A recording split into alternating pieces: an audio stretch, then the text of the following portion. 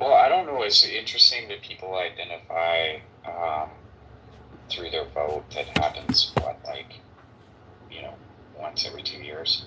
Um, Not getting on your local election. It's not the vote. It's well, I mean, the act of voting doesn't happen very often, but walking around and constantly cheering for a team seems to happen like all of the time. And trying to just only look at the world through politics is very limited. I don't know anybody who does that like on a day-to-day basis. Like who do you know on that this app? You don't know anyone who's like. Well, but in general, I will say public. I will say this on dating apps. I'm actually on dating apps right now, which I haven't done. I've never really done it in my life, but so I'm experimenting with this, and so many people put political stuff right on the front page of their profile, right? I mean, they just, if you're this persuasion, no, like, which I think that would not have been in previous moments of just my adult life.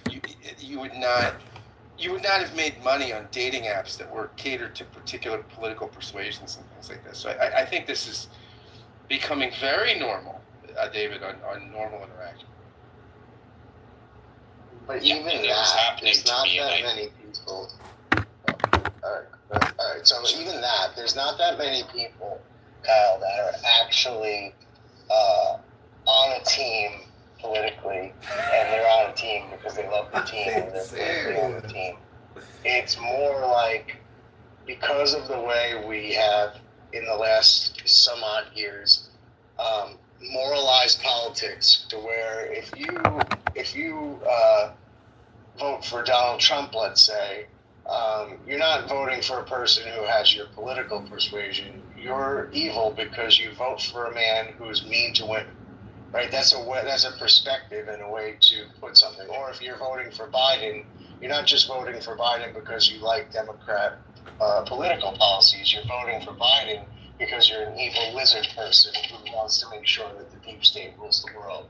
Like, both of those things are insane, yet that is the way it's generally characterized to the people. So it's not that they're voting for a team, but when you are not bashing a political party, but you're bashing the voters of that political party, one way or the other, Republican, Biden supporter, or Trump supporter, it used to be, it's okay with me to call Nancy Pelosi evil.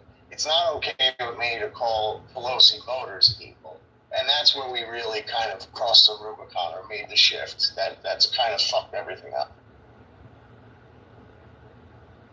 Yeah, I definitely hear what you're saying, and that's definitely, I've heard that sentiment, recently and before. But for me personally, like I have friends from all different types of political styles, very far left, very far right. And we have we have dinners together, we have drinks together, we talk about politics, and that's just one leg of, or one part of a conversation that it doesn't revolve around it. Unless you're involved in politics, unless you're in DC, it's like I can't think of anybody who revolves their whole life around the political situation. It makes no sense. Like these people have other jobs, they have other things to do. Unless you're dealing with somebody who's in DC, like who are you talking to that their whole life revolves around politics? I talk to people like that. I talk to people like that regularly. I talk to people that in their free time are so dialed into cable news or so dialed into the sort of political instant news cycle. I talk with people like that pretty on the regular. You just have to nose around this app to find people like that. Well, yeah, for sure, because they're on here to talk about it. But like I'm talking like real life friends, like day to day. But these apps, I know a lot of these people from the app in real life. These people actually, they eat meals. They're 3-dimensional people. It's not as if this app is not real people. They're and I know people like this off the app, but I'm just saying I wouldn't discount it because it's on Clubhouse. These are people, David. These are people I got talking you. through Maybe media. these are these people that I would not engage with in real life. It's fun. It's it passes the time on here to engage with people that are so sycophant to one side or the other. That it's fun to deal with that for a little bit, but to deal with that in real life, like a person who's actually your friend, like that you engage with, no, why would I put up with that? No, I don't know why anyone would put up with that.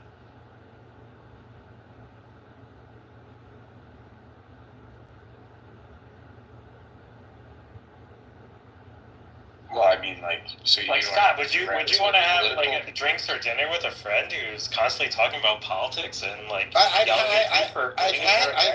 have drinks and dinner. Oh, dude, I would. I do. I have people like that in my life. I mean, I know people like that. Yeah, I have political friends, but we have a fun back and forth, not aggressive or combative. Like that, the combative shit that I see on here, no way would I do that. Well, I also have I have friends that are combative people, but we don't discuss things combatively because I'm not combative, right? I mean, I'm just not. For people that know me, this is not generally my personality. I'm not a gladiator by nature, but I have friends that are, and it's fine. I mean, they're not gladiatorial with me because I just don't.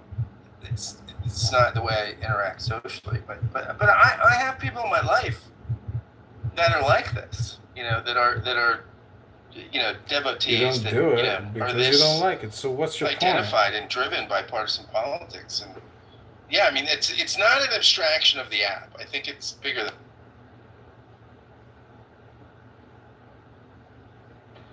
I'll fight you, Scott. We can go. That's good. Hey, Brett, how are you, buddy? I took it on the chin for saying you were my friend. I know you did. And just was someone attacking you? In the chat, yeah, they said I was a rapist. If anybody, anybody agrees with me or says I make a point, particularly on the left, you have the Victorias and the Abus and all these really weird people.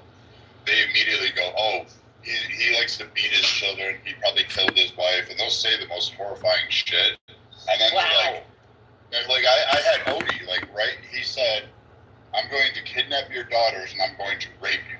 But yet, these same people will never check that kind of stuff, and this is the left today. And I'm like, you know what? I no longer care. If you're going to scream about your rights and you're all worried about they're banning, whatever book of the week, I'm good. I hope they shove it down your throat. Because I don't have empathy for these people after watching other Republicans, conservatives, people who are in the middle. The attacks that Kelly gets are asinine.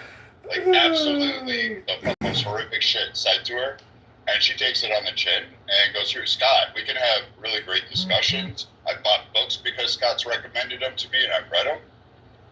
But Scott's never treated me like that. All the decent people on the left haven't done there. I've met Greg Sattel in real life. I hung out, had lunch with him, and a couple beers. But these people like the Victorias and stuff, and these other idiots, nah, I wouldn't. I'd run them over with my car if they were in the middle of the road. I don't have the empathy for them anymore. He does. He's a special character. My God, that is if I could create a nightmare, a dream nightmare, it would look just like her. But I get it from the right too. I've had people, because I've had talks stuck up for Scott, Norm, Greg, many other people on the left. I've had oh, we're gonna find your wife's grave and I'm gonna dig up her skull and piss in it. That kind of shit. And it's okay, I see where you guys are. Damn. Good luck. I welcome you. I'm in northern Minnesota. Ooh, boy, come and get it. Your body to be found in. That's all I tell people. Come get it. Oh my goodness. Those people have serious problems. I understand if people have used the political realm to express their feelings, if they can't do so in regular life, but that starts to get criminal. That's pretty bad, especially if they get in and do personal things like that. That's bad. Sorry you have to Sorry you've experienced that. Oh, I'm tough. But like people like Scott who are just like I fucking know you are. I know you are, He's but nice. He's a nice guy. He's but like, even really if they're genuine. not nice, But again, like people like Scott Kelly who are very genuine and curious and want to have the actual discussions and the back and forth and agree on multiple sides, they get attacked for even recognizing these, which is, you know, it's a really great standing to them to sit there and say, well, hold on a fucking moment, you idiots. I'm not going to just abandon him like that, which shows their true quality of character and why they're great Americans and why they're great principled people. The same thing with Roger. The number of texts these guys get is massive just for hanging out with conservatives. You know, Gerard, KK's been threatened to be raped more times than any other woman on this app. Gerard got called out saying that he was like all the black slur words that could possibly be there. I mean, we held political rooms and he would get up and then he was like, you know what? You North American pavement apes can just sit down there in the shut the fuck up section, and that's where we put them. And that's where you just got to. You got to put those idiots down there on both sides, right and left. Yeah, because at the end of the day, what's the intention? If the intention is to hurt people, well, congratulations, you've done that. So what does that tell you, though? That you're not just contending with politics, you're dealing with people's mental health or basically their emotional fragility or their mood swings. Both, all of the above, yeah. And when these reactionaries tell me they want to anally rape me, I say, just because I'm a liberal, you think I'm a bottom. Or whatever, yeah. Are you quoting Bill Maher? Wait, did you just make a rape joke? Well, it wasn't homo. No, he made a him getting insulted joke. He made a bottom insulted joke. him with, there we go. Listen, everything's going to be okay in America. You know why? Because Uncle Sam, he ain't black, he ain't white. He's green, baby. And I vote green. I thought he was. Are you talking about line, Judge? What's going on? He was from I'm sorry, it's me. the middle of the revolution. Sorry, it's weird what those microphones can pick up. I apologize. Sorry. Ask anybody, is Abraham Lincoln a Republican or a Democrat? Everyone will say he's a Democrat. Unbelievable. I mean, people don't pay that close of attention. You know this from your political experience. People pay as little attention as they have So to wait, pay. do you mean to tell me that all communication is hypnosis and we're living in the biggest epidemic of hypnosis ever in human history? If only someone told us this earlier, Edmund. If only we had known, we could have saved ourselves. I'm sorry, what did you say? What? I gotta go to the gate. I'll be right back. You know, the Democrats, they have not been this cranky with Republicans since Abraham Lincoln. You have to literally go back to when somebody took their slaves from them for them to be that unhappy. There are people there are young people who are, as you guys have seen with the protest, things like that, with crazy ass protesting, getting people riled up. Michelle, join the house. Just all kinds of just crazy shit happening. There's people who are willing to do a revolution, if you will, a violent revolution, and that's what's really scary. No, they're not. No, they're not. We had the government tell people that you had to stay at home. You can't go to work. You can't go to church. You can't go here. You can't go there. And people did nothing. We're not prepared for a revolution. We're too fat. We're too lazy. The bottom line is like we like to talk about a revolution, but we are not built for revolution, and it wouldn't last long. You got to be conditioned to fight. An American Revolution in 2024 would last 5 minutes. Father too, he realized that it was a bad investment when he saw that people were willing to turn themselves into suicide bombs in order to win the war. Do you know any fragile purple-haired libs of TikTok willing to strap a C4 to their chest and run against the RNC? They do set themselves on fire, though. I was kind of hoping that trend would continue among the libs, but I guess that's going to die out or burn out or flame out. But I would just say this, Roger's right. I mean, we're all bottoms, including myself. Like, I consider myself a bit of a badass and a woodsman, but no, revolutionary war with the United States government and the powerful elite. I'm a bottom too, just alongside all of you. There are not many liberals probably willing to strap on a flak jacket and a machine gun, but there's definitely a bunch of liberals willing to strap a 9-inch butt plug to a sliding door and see what happens. Roger, if this is Tiffany Sotheby. Hold on, Tiffany, hold on one second. Why do we keep on shaming the liberals? I want somebody to walk me through why you think liberals are the problem. Listen, liberals are the solution. That is the irony, because when you look at the recent LGBTQ pride photos from all the nuclear-powered aircraft carriers that supposedly run the world, you can see a bunch of obese lesbians cutting cake. If you think those chicks are going to launch a massive attack on Russia, that means there will never be a World War III. The gays of America and the blacks of America will save us from ourselves because they're incapable of actually doing first strikes. Reboinoi Shaloiloim.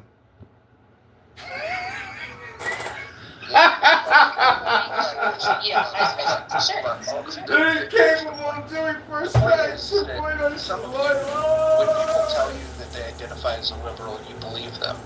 You should listen. You should look at their actions and not their words. There's not many liberals out there, and when somebody tells you I'm a liberal progressive, they don't even know what they're talking about. You can't be both. It's impossible to be both. Progressives are the antithesis of liberalism. And I think what's weird is you get a lot of people that claim to be conservatives that'll say, oh, liberalism, it's mental disorder, they're the problem. It's liberals that are the problem. You guys don't even, first of all, y'all don't know what conservatism is. Y'all don't know what liberalism is. And so you don't know where you stand. You don't know who you're supposed to stand against, and then you allow people like Michael Savage to lip load you with slogans, and then you fucking run around like goddamn robots, acting as if you're like some fucking student of political science. It's absolutely fucking retarded. When I hear people shitting on libs, it's clear that they don't know what the fucking problem is. The problem is progressives, but you guys don't want to say that. Maybe it's too many fucking syllables for you. I actually think it's really simple. And at least their motivation is really simple anyway. They want to, well, as you know, you can have two things in politics. You can get shit done or you can be emotional. These people want to be emotional. They think that's what politics is. Right? No, but Marshall, you're missing the point that I'm making too. They don't know who the enemy is. They run around saying liberals, mute up. They run around saying liberals are the bad guy. And then when you ask them, what's wrong with liberalism? And then they'll give you this example of something that's completely not liberal. I'll give you a few examples here. When you think about free speech, that's not a conservative idea. That's a radically liberal idea. When you think about the right for citizens to own guns, that's not a conservative idea. That is a radically liberal idea. And so with all of these things that conservatives want to now, be a Johnny-come-lately and say that they support, those were liberal ideas. And so it's very interesting to me when people talk about the idea that liberals are the problem, but they can't even define what a fucking liberal is. They'll say that the blue hairs down in Portland are liberals. No, they're not. They're fucking progressives. Those people hate liberals. They hate people that stand up for free speech, individual rights, free markets. They hate that shit. And so, anyways, you guys don't even know the battle that you're fucking fighting. This is why conservatives are fucking retards. This is why fucking, liberals no longer exist. Because nobody even knows what the fuck they are. And so there's like one or two liberals on this app. One or two. The only one that I can say is a bona fide liberal that genuinely walks it and talks it is Norm. And you guys shit on Norm like you think that he's some political pariah. He's the only liberal that I've met on this fucking. I agree. Except I cannot understand, because he is so bona fide. It's very hard to tell his position from if you were to try and put it left and right, like in today's standards, but yet still, all of his positions, he falls majority on more of like a liberal conservative. I don't know. You have to look at this. He falls on the right on a lot of things. You have to look at this in terms of. Look at this in terms of parallel society. Look at what happened politically in the UK. Okay, they went far left, but still not as far left as you can go, because there's even further left parties in that parliament. Here in America, if you vote lib on your ballot, that means you're voting for a libertarian. And as somebody who has run in the Republican Party, it's a waste of your fucking time, because it's just a bunch of Democrats. If you go, so just run libertarian and you will always win, because nobody runs on any of these ballots as a libertarian, and it's set up structurally as the same way with all the committee people. It's the same fucking system. It's a third party, but there is no libertarian party in this country. It registers, what's the average percentage register? 7%, 8% vote libertarian. That's it. Oh, it's much less than that. It's on the national level, the high water mark was 3.5%. They didn't get there until they put 2 Republican governors on the ticket, in Bill Weld and Gary Johnson. Also, you get it's like, if you look at the Republican Liberty Caucus, I wish Stephen Bader was here. He could back me up on this. The Republican Liberty Caucus was an effort to try to bring liberty values into the Republican Party, something that they're lacking sorely. And John Hospers is the one that created the Republican Liberty Caucus. He co-founded it. John Hospers was also a libertarian since 1971 until 1991. And some things changed, and he left the Libertarian Party and decided, well, let's try to get some things done within the Republican Party. And so I think there's a place for a liberty movement in all of the parties. I think that there should be a liberty wing of the Democratic Party. I think there should be a liberty wing within the Republican Party. Somebody's got to push back against these authoritarians. Like I don't know if you guys remember when Nikki Haley was talking when she was running for president. I like her on some issues, but then she was talking about, like, if you're on social audio, you must use your real name and you must do that. She was one of the most out of touch politicians that I've seen in decades. And it's weird because there's certain things that I like about her, but when it comes to just this instinct of being an authoritarian, she's more authoritarian than anybody that I see on the left.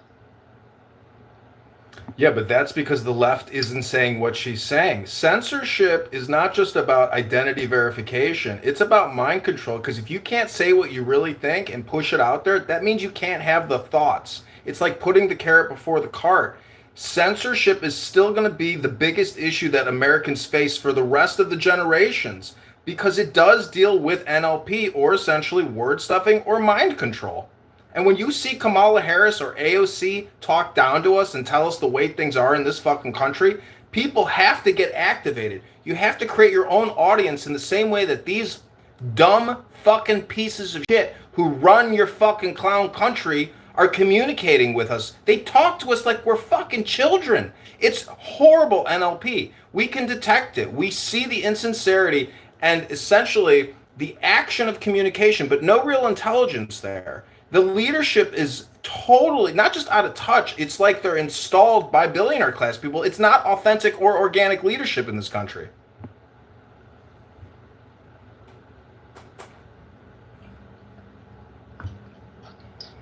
Man, I hope all of you guys come over to Chatter. These conversations will be fun over there, especially with video. We turn the videos on.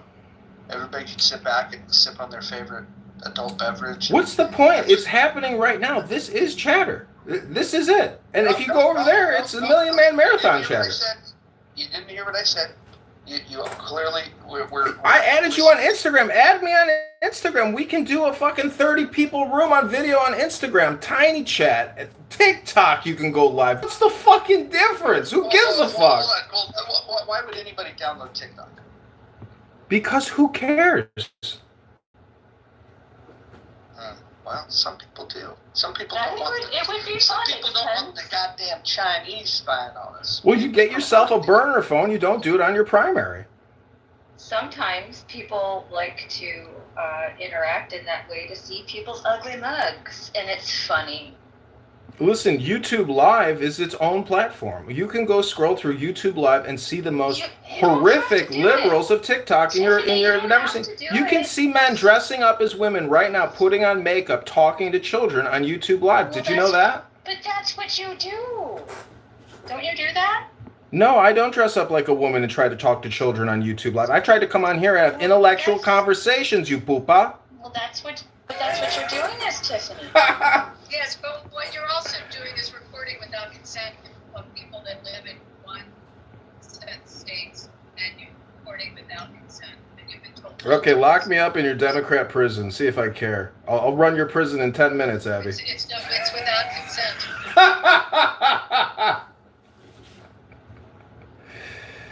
Well, I want to come back into compliance. Tell me what to do as my legal counsel, since I just hired you as my attorney. People can do whatever they I'd want. lawyer up if you do it anymore, because you are going to find yourself behind. Oh my God! Come and take a bite out of my bankruptcy.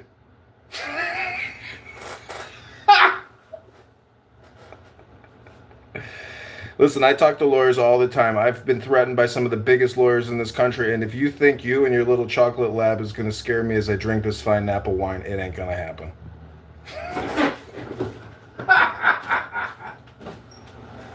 It ain't going to happen. And is there a reason though why you decide to? We've had this conversation, but I like, why do you want to record and stream rooms that people have purposely decided to turn recordings off? I could record this room if I wanted to, and I could share it. But I decide not to record them so people can feel comfortable to speak their mind without it being recorded. Why do you think that it's okay for you to record it?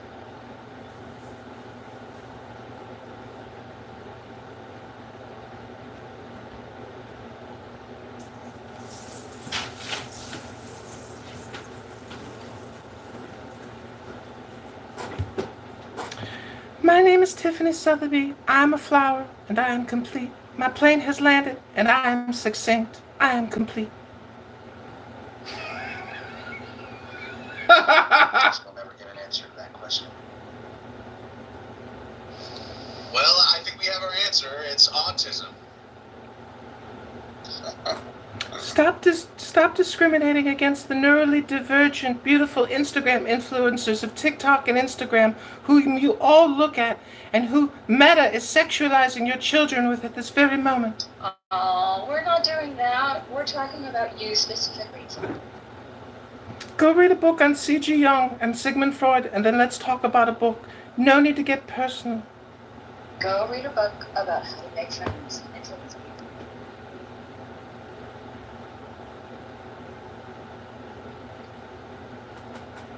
I just stuck my tongue down this fine bottle of Napa Valley wine, and I pretended that I was tonguing that bottle of red wine. It's so juicy in my mouth. It tastes so good.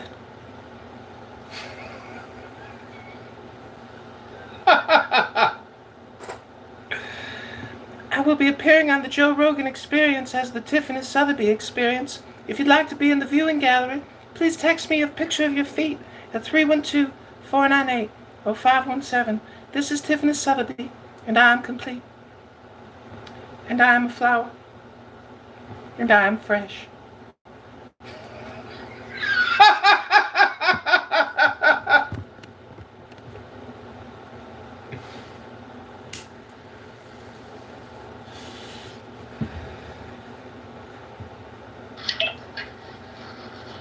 Okay.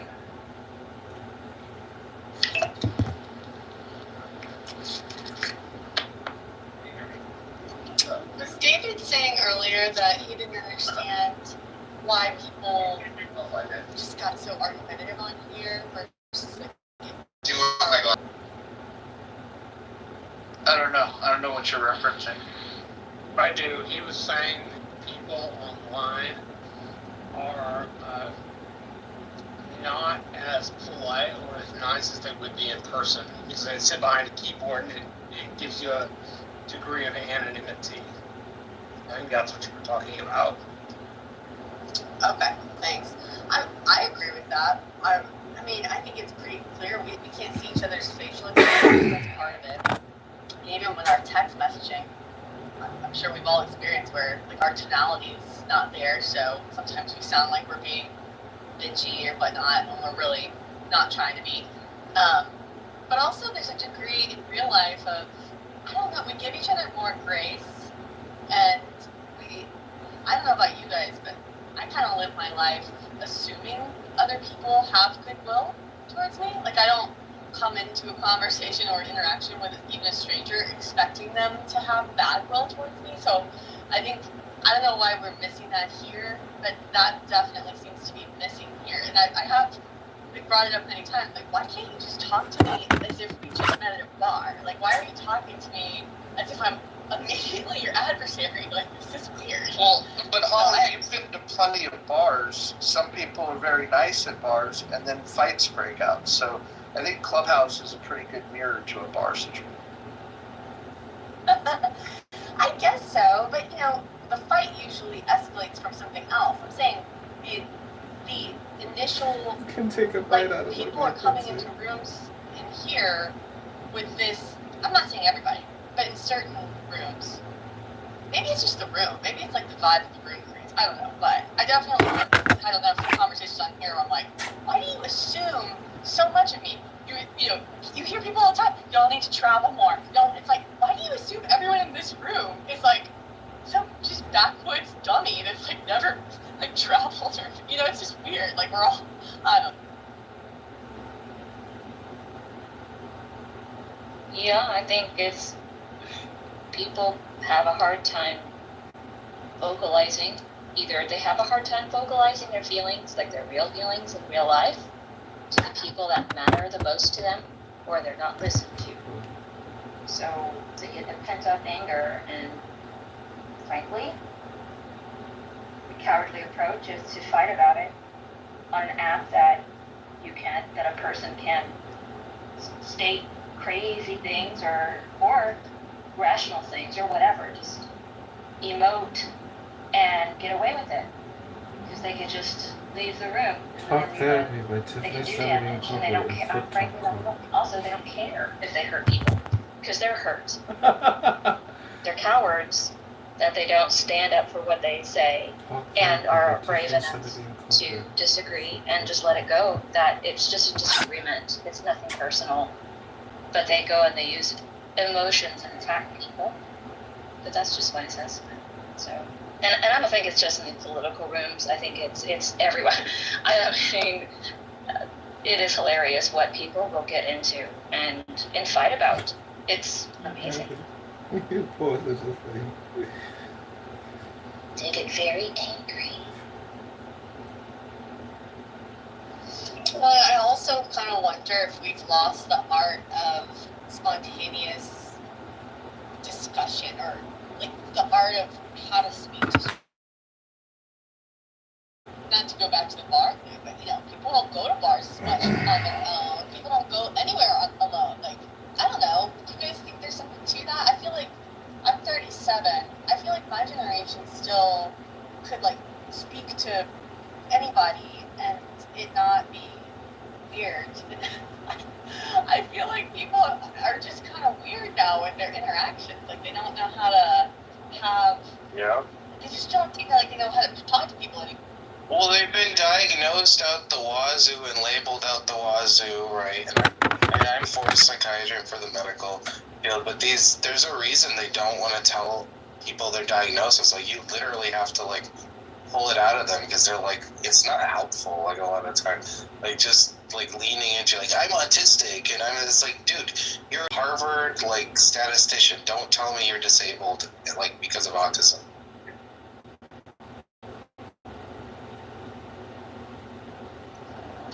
Yeah, I think people have lost the art of. That's okay.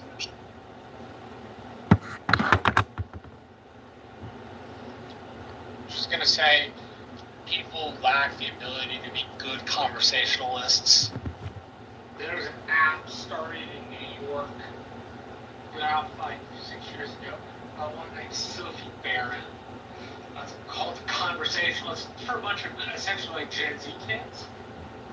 And the whole idea is teaching spontaneous, good, connected discussions with each other that were helpful and respectful. Yeah, there's also like I mean maybe I was raised differently or so I'm 48 and so I'm a Gen Xer and whatever that means or doesn't mean. But when I was on the playground, it was like you gotta fight your own fight, your own battles and stuff. And the same thing goes in life too. Just it's like there's a lot more, and I'm glad that there's a lot more protection for everybody when it comes to the workforce and things like that. But when it comes to socialization, and you don't have laws to protect, a person doesn't have laws to protect what they say and things like that. It seems to me that just out of whatever it is, hesitation or whatever, people don't know how to speak their minds respectfully and in a way that is conducive towards an actual conversation to either clarify or, I don't know, just spend time drinking wine for a minute and then moving on to another person at the bar, things like that. Just, I don't know, simply enjoying life. Maybe technology had something to do with it. Maybe not. I don't know if it's generational, but I have seen the same thing too. I just, when it comes to talking to the younger generation, I have noticed that they kind of like look at me like, why exactly are you talking to me? Why exactly do I have any investment in you at all? And think that, and why do you think that I have any interest in listening to what you have to say? Yeah. There's kind of this like debate bro thing or whatever, or superiority kind of weirdness. Oh, okay. Yeah. Okay. So, well, what can I just say? You got to build relationships because as an educator, it's not about me, it's about them all the time. So we no longer are granted any kind of respect for wisdom and age. It's, that's the way I've been taught. So I was kind of laughing to myself when you said, why am I listening to, like they're saying, thinking that, or their facial expression, it's because, I don't know about the rest of the country, but where I am, it's about me earning their respect, which is so ass backwards from the way I was raised. So I have issues with it, obviously good here. But I just wanted to put that out there. It's like you have to build a relationship and earn their respect to get them to even listen to anything you have to say. I would push back on that and say that this is partially metaphysics in the sense that you can transform their retardation by transforming your own consciousness on the spot. Meaning that you are a mirror of their own stupidity. So when you look at some moron libtard from TikTok and you think that they don't even recognize you as a human and they're gaming you immediately, like, why do I have to communicate with this person? They offer no value to me. You have to essentially realize that, like, if you really have love and compassion and you're sincere and organic and authentic, you're going to look at that moron and know that it's your responsibility to try to educate, inform, and lead and build these young people into the next generation. It does deal with essentially Freemasonry or building buildings and building men. How do you think armies are raised? You build men. You really do. That's the way you conquer other people. You build strong men who know how to lead each other because they themselves have submitted to leadership. Many of these young people have never submitted to leadership, and they don't have that tenacity or intelligence. They're programmed on retardation. Also, I want to support what you have to say, but you've actually, by mentioning, and I think that the Masons are perhaps a good organization. And correct me if I'm wrong, but when you quote that and include just Masons or that kind of stuff in this organizational structure, it excludes the women.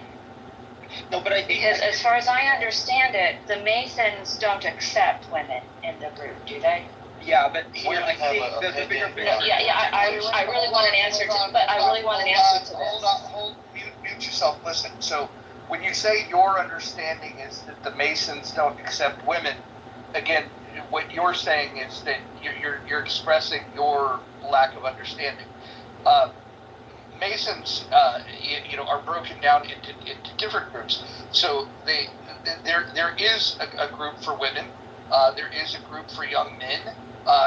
Everything from Job's daughters to Dee Malay. There's a place for everybody. And honestly, like, these kind of conversations wouldn't even take place in a Masonic lodge. You keep your politics at the door. The only requirements that you really have to have, is, first of all, you have to ask to join. They're never going to ask you to join. You have to submit. Can I join your club? And then when you show up, they express to you what what it requires to be a Mason.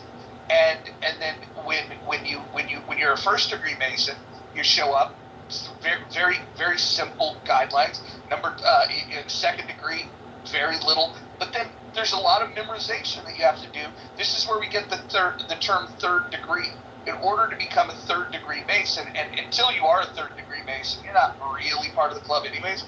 And so when they give you the third degree, they're asking you to memorize all of these different things. And then if you're able to recite back for memorization, then you pass your third degree, and you can continue to progress within it. But you have to want to. But the idea that they discriminate against women, no, they don't discriminate against women. In fact, a lot of the people that are Masons, have great relationships with their wives, and their wives meet independently. And there's nothing wrong with that. There's nothing wrong with the men getting together and doing what men do, and women getting together to do what women do. And then when those meetups are over, men and women can commingle. The idea that somehow that Masons are anti-woman, like, I don't even know where that would come from. Hey, Roger, well, yeah. Let me, if I may respond to that. I'm sorry, Rob. I really want to respond to Roger for clarification's sake. Thank you, because in fact, that neat information, I would love it if that was more. I don't know how you would educate other people because you say they have to come to you. Perhaps if anybody mentions about Mason, so it's Mason. What Masonry is. I know they're not. Yeah. So, but hold on a minute. Hold on a minute, Roger. I'm not let me finish, because I'm saying this to be clear, not to attack. Because the word Masonry, the word Mason, that's all encompassing of all of the organizations within it. Am I right? Like the women's side, all of that's what Mason means. Okay, that's all I needed to know. Because now, from what Tiffany said, I understand that they are talking about everybody. So thank you. Hey, I wanted to say, Roger, you're a traveling man? What did you say? I said, you're a traveling man? No. Oh, okay. No, but I just wanted to add that differences of generation. I think that the millennials do the same thing to, I guess, Gen X prior, or boomers or whatever, but the millennials, they're doing it in a different way. I mean, there's more people, younger people that just lack a lot of things, but I think, as you can hear, all the millennials as a generation are maturing, understanding that life itself is generally the same. Like there's the reason why, Gen X are acting the way that they are or whatever, because as you age, priorities in life change and stuff like that. And I think the Gen Z, although again, there's like more problems maybe that they're lacking to address, it's generally, there's nothing new really, I don't think. So Roger, I have a question for you. This one. You're in the pipes. About to Peer group. try again.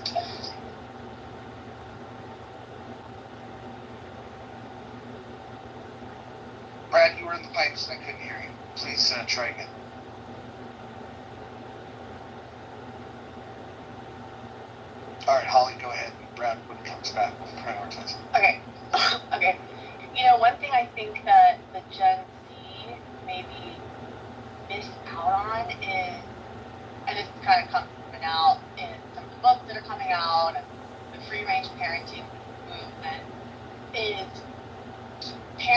not giving them opportunities to exercise their autonomy, to breathe and speak to strangers, actually, in a safe way, obviously.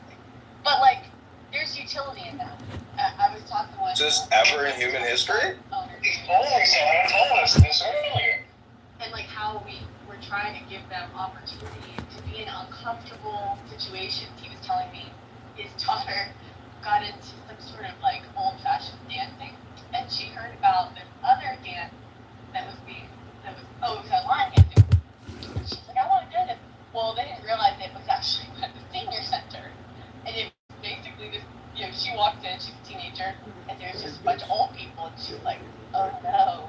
But her dad said, let's do it. Well, she enjoyed it. And even though it's a little uncomfortable for her, he's like, you know what, I keep bringing her because it's so good for my kids to be in situations that are less than, that are not like totally comfortable. It's so valuable, and I think I try to do that with my kids too, like even though they're little still, but give them opportunities to be a little uncomfortable and exercise their listening skills and how to communicate to people that are not exactly. Yeah. And I think for me, like, as a millennial, I think the best thing that we could do is really learn the most, like, conservative things and respecting, like, the oldest generation, because I think what we need to really learn to be better than any other generation is to understand that it seems like generations are getting worse, and those, what we call Gen Z now, they'll face, like, another generation that's worse than them or whatever. And I think the wisest thing to do is really to understand that. And I'm not saying manipulate, but I think, getting ahead and understanding the how are the oldest people living and that kind of, like, to just kind of understand that and to kind of try to start off. I think. You want us to start off with a message of you guys are worse in order to connect with the generation? Sounds like a good. Well, no, I think I don't know. I'm just saying that there are reasons why every generations were doing the things that they're doing, and I think if those kind of methods work years from that ago and it works now, I think the millennials, that generation, it would help to kind of bring it back. Not like it will age them to unfortunately do the certain things that people in 1900s did. I'm sorry, Jasper, but can you maybe get to your point? I have something, as a white American man, I have something very important to say. But go ahead, Jasper. No, go ahead. Well, thank you for letting a white American man speak. I am a heteronormative, transsexual black woman living on a pension, and I'm interested in launching a startup. I was wondering if anybody here has any access to the venture capital community. If you know a family office or a financial advisor with a flexible client with $1 billion in assets, please call Tiffany Sotheby.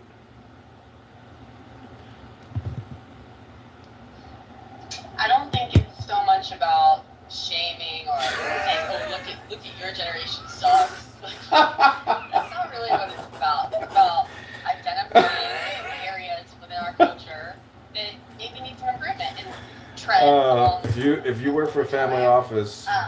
If I was a Gen Zer and I read the Anxious Generation book, or if I was kind of awoken to some of these issues, I might parent my own children a little bit differently. Not to say anything bad about my own parents. Like, there's no perfect, path to parenthood.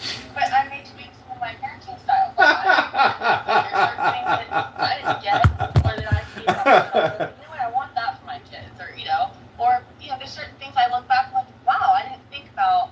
I moved around a lot, and If you work for a family office, text me at 312-498-517. I actually got a lot out of that. Again, being in uncomfortable situations, having to be the new kid a lot. I realize now that, like, I'm very adaptable because of that. Like, you could throw me just about anywhere, and I'm gonna be okay. So I don't know, just tweaking our. So yeah, well, in tweaking the parenting, I think we have tweaked between the parenting. We used to think of a family as If you work for a family office, call and text me. Kind of, Text me dad if has you kind of too. left the home, and so there's going to be negative externalities that comes from that. As somebody that's hired people, many people over the years, what I've noticed about different generations is their willingness to accept where they're at in their career based on their knowledge, skills, and ability, based on their experience level. Some generations are just more realistic about where they're at in their career and what's it going to take for them to advance. And I've noticed that there's a sense of entitlement that exists within some of the younger folks. That being said, that doesn't have to be a bad thing. If somebody has a sense of entitlement and they think, oh, I deserve better, the question then becomes, do they have knowledge, skills, and ability to be able to fulfill what they believe they should be able to do? And the problem is that if everybody feels entitled, there's going to be a large swath of people that are not going to be able to do the job that they feel entitled to. And so you might have to push them a broom, and then they wonder why they don't have an opportunity. And so I actually think that for the outliers, the people that, you know, if they feel entitled, but they have justification for feeling entitled because they know that they're smarter than a lot of the people that are looking to hire them. And what they do is, if they can't get a seat at the table, they just build their own table. And I actually admire that about some of the younger generations, is their willingness to go out and do the, you know, kind of blaze their own trail. I think that's really cool. The dangerous part is the ones that are trying to blaze their own trail that have no knowledge, no skill, no ability, and still have that sense of entitlement. Those are the people that are going to struggle mightily, and those are the people that are going to be causing disruptions in society because of this sense of entitlement and their lack. Farewell.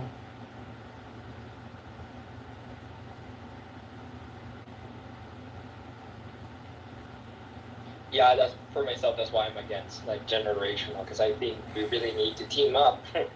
I think that's a lesson that everyone needs to really keep in mind. I 100% agree. This is white America. I 100% agree. I think there's, Heteronormative like, my generation are very arrogant. They are cocky. They put down people a lot. They did grow up roughly. Like, you know, Mike isn't always right, but when we were growing up, it was. Well, I'm glad that things have changed. I'm glad that people who have sensitivities are more valued now. We still have a long way to go, but that's awesome. Intellect over strength, over that kind of stuff. Yeah, we all need each other. And I really like how the younger generation is embracing that. And I do understand why they're challenging. We were taught in school, you don't challenge at all. Well, that's not very smart, is it? As a small child, I would. They're not being taught to challenge things. You're right. I misspoke. You're right. You're right. They're not. You're right. They're not. They're just taking upon themselves to question. That's my understanding. Yeah, I just wish that they would ask better questions, because again, I agree, and show respect for them, for everyone. Yeah, I think if you're going to challenge the system that exists, then it's incumbent on you to work towards erecting new institutions that can work in parallel and perhaps work better. The problem is people want to opt out of existing institutions, and they offer nothing. To replace it, and so I think we're in trouble in some senses because of this sense of entitlement. Because I don't know where people are going to go if you feel entitled and you don't want to learn a skill, you have no knowledge, wouldn't know how to apply that knowledge. Then what the fuck good are you going to do? I mean, I guess we could say. And that's where listening. Hold on. I didn't plan it. Look, when I'm done speaking, I'll mute up, and you'll see that little microphone icon with the line. Same thing, same way. Yep. I wasn't. Jesus Christ. Yeah, never mind. Fucking lost my momentum there. But you guys just do you. You guys do the interrupting game. I'll just sit back and listen to you guys interrupt. Knowledge, skills, and ability. You don't realize you interrupted her, don't you? Like, I don't think you understand that. It's his living room. I don't know if you noticed. Ryan, you want to have this debate, bro? You want to make your point about me interrupting in a room that I created? I'm going to interject. And honestly, if you don't like that, the leave quietly button is in the upper right, designed for people like yourself. So before I leave, I'll make a point that so I do agree with you that in the same regard that the still guards, okay. In the same regard that the youth is challenging, yes, and there's a natural thing about that. In order for somebody to accept the authority of another person, it's natural to question, but at the same time, how do you do it? And that's when wisdom comes in and experience. There are ways to do that without pissing somebody off. So that's what the Generation X has learned to do, is how to be savvy and how to have finesse when dealing with difficult personalities or dealing with other people who you're not quite sure if they have the balls in order to lead or to do the job. And so I think that when the youth, it's kind of like my response to anybody of the youth who's being very arrogant, cocky, in challenging and etc. Okay, do it yourself. See what happens. And then when you don't have the knowledge to go forward, you will be asking older people who have been through those things for the information. And when you do that, then you'll learn. Maybe you could ask a little nicer before people will just shut you off if you're not very nice. I'm done. But I think what's lacking too, though, is the vision. Like, you gotta have a goal for people. And for me personally, the best era of the United States specifically, because I know most people are Americans, is like the 1948s, like the kind of traditional ways that even England themselves are still kind of part of their, culture. For me, I think there's a lot that all generations now can learn from that. And, although those kind of practices, for example, could age people, and I think millennials could take on that shame and revive that kind of way of life, I think. Because you can't have everything. You have to choose. And, everything has a consequence, I guess. But I think that's what's lacking, is like a vision, a clarity for like what actually works for everybody at all times, kind of minds. What if that's not something you can predict? Jasper, what if that's not something you can predict? Yeah, but it's not something you predict. It's something that you do. It's something that you, unfortunately, that we're reversed back to. For people, when you say, "Oh, we're reversing back, we're going back," there's no progress in that. It's actually not that true. Like, certain things just works at all times, and somehow that postmodernist view that old means that it's a reversal, that it's not progress, is a subtle mentality that is not, I don't think, it's not helping people. I mean, if you lived in the South in 1940 versus living in the South now, the environment is drastically different. Oh yeah. Not to mention like Jim Crow and lynchings, right? So. Oh yeah. And it's like targeting back to our better angels. Sure, I think that's a good idea. Talking about stuff that works, great. But seeking to move us back in time to that particular place, it just doesn't always sell as a political message. Yeah, I know it's working, but that's why I added to that the current or even how English cultural traditional practices would, if there was a Venn diagram, the center of it, that, yeah, I understand that the economic or whatever have you was not perfect, but in comparison to the practices that have historically showed success, I think. So, like, when you say that, what's the example in your head? And that's where it gets controversial, because it's changed. Like, they're just, everyone has their own modernist idea of equality, or, you know. Yeah, hold on, Jasper, hold on. Maybe that's the problem.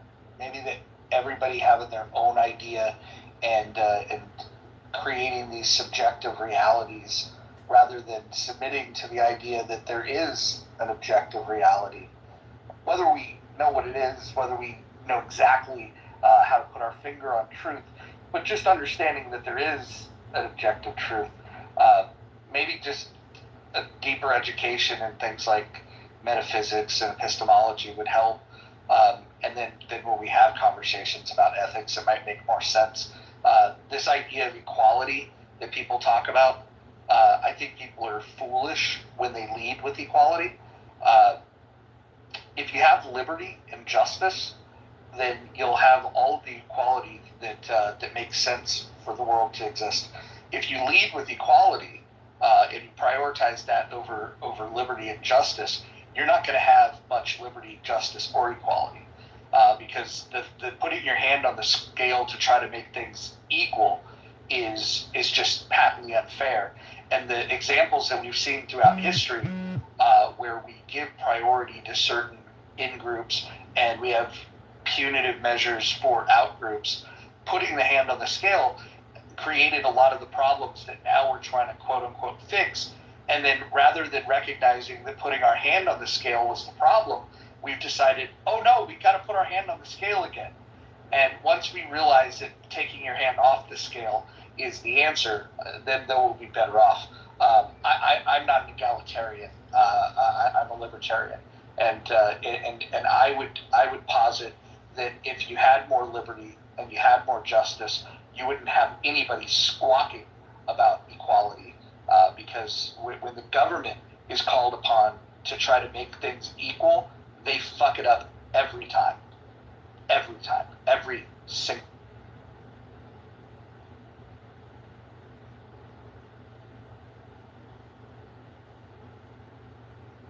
Yeah, so I'm pro Reagan.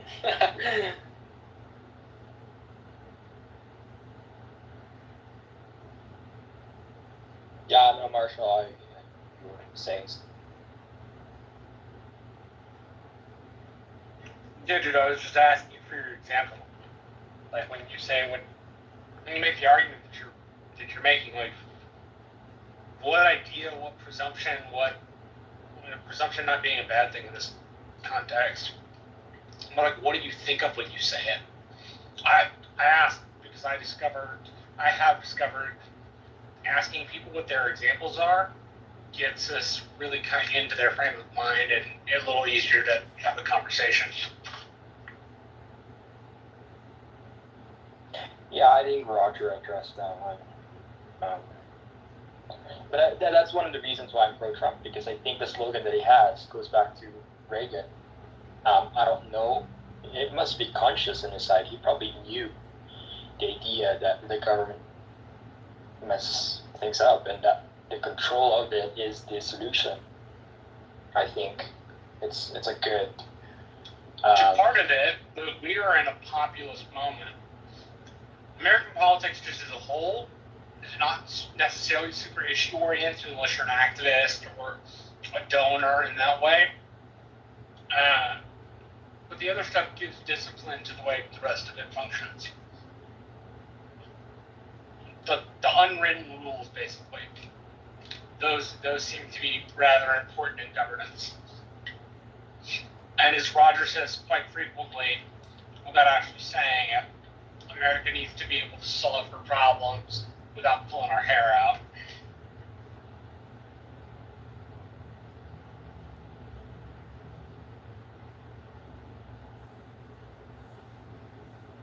Christian, did you want to weigh in? I feel like in the chat you believe that you've been treated unfairly, and I want to yield the mic to you. Go.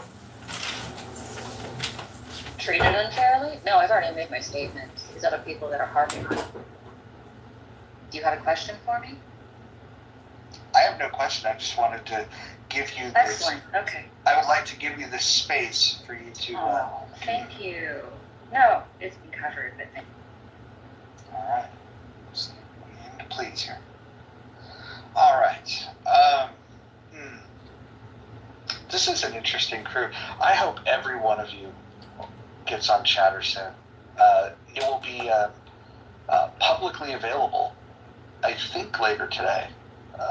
Don't quote me on that. So if you have an iPhone, just check the App Store, and there'll be an invite system. I know I'll have invites. Kelly will have invites. Dr. Jordan will have invites. Holly will have invites. Dr. Francine, of course, will have invites. Stilgar, Dr. Catherine, Hakima. Yeah, we even give invites to Hakima. Marshall will have them. Brad will have them. Abby will have them. So, yeah. If you're not on there already, that means that somebody didn't vouch for you. You might want to ask why that happened. Maybe there's something that you need to address so you can get people to vouch for you. You would have participated in private beta, but never fear. We're going to open it up to a wider group of people, and this is where the people like Dr. Responsible might find his way in. I don't think he would have been a great fit for private beta, but I think he'll be a perfect fit for public beta. So I look forward to Dr. Responsible in public.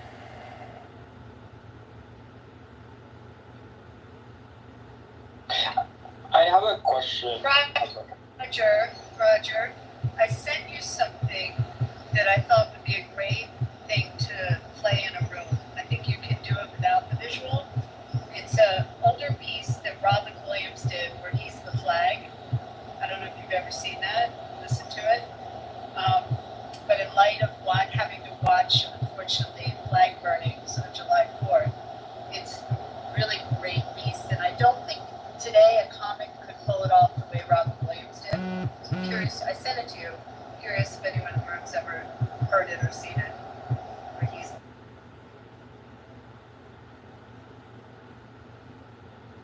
That's a great idea. The other one that's good is the breakdown of the Pledge of Allegiance by oh God, who's the old timer that did it? Was it Red Skelton that did it? That one's good too. But yeah, I think there's a lot of fun things we can do on that app. The visual aids will help with a lot of it. You can pin it at the top, but I think once in a while it's not a bad idea for people to feel a little more pride than the shit we have to watch.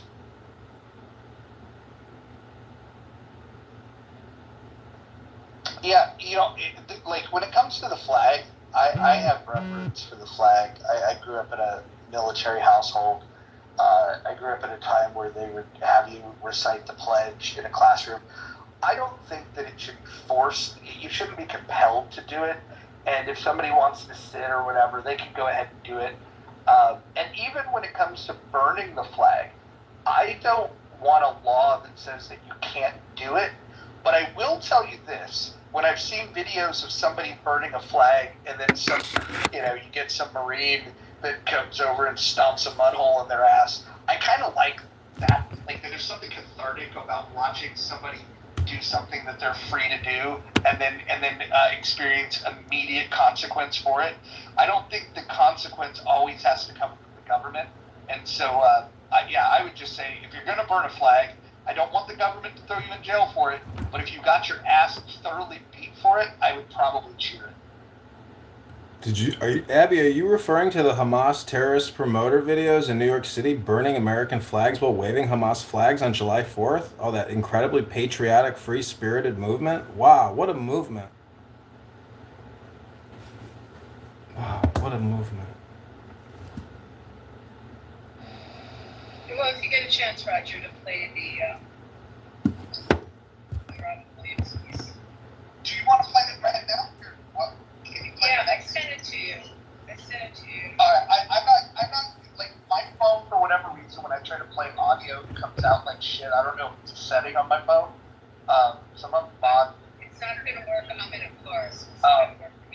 right. Oh, Tiffany Sotheby Productions Incorporated can help play this clip. I'm well suited. I have over 50 cell phones I'm looking at right now.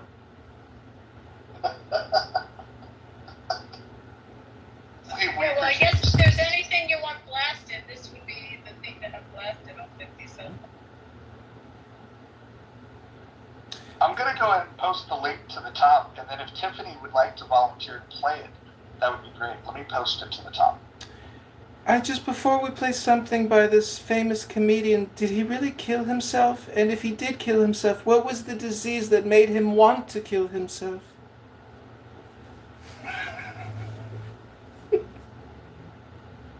Very thought-provoking. Because toodaloo! I love Robin Williams.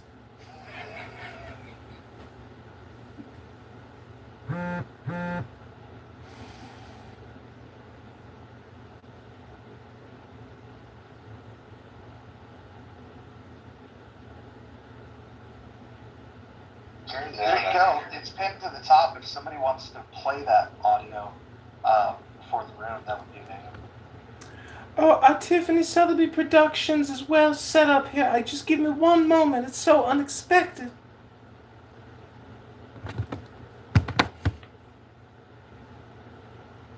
Let me grab my best burner phone so I can give you the best audio production that Tiffany Sotheby can possibly create. I'm just a novice audio engineer and an independent spy network. But don't you worry about the future blackmail. It's all going to be fair, just, and equitable, and capitalized, commercialized. Just give me one moment here, Roger.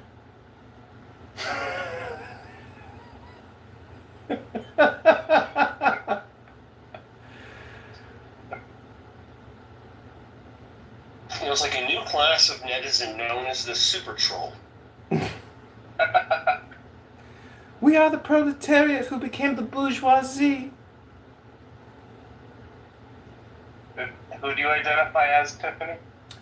Are you being subjective or objective? Or objective subjective? I can't tell right now. Intersubjective. Intersubjective. I will point out, even though I may sound like a man, there are many men in this room that will still message me right now who want to have private one-on-one chats with me. Maybe with their feet out, Tiffany.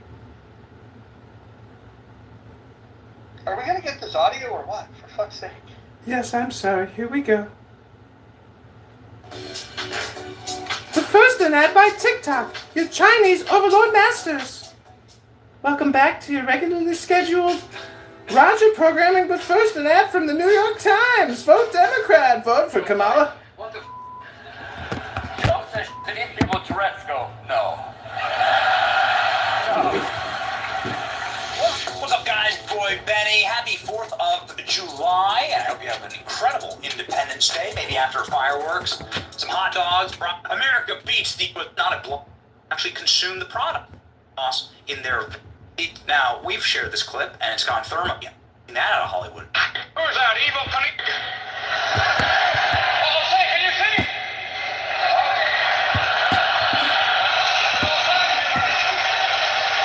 Well, you probably don't recognize me. Say, who's that evil Knievel? No way.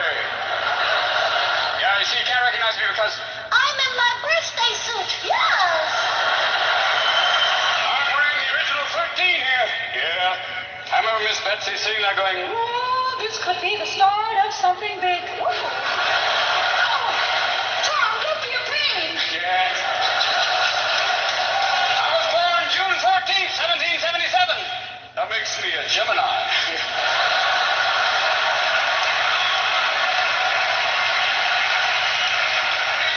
Unpredictable, crazy.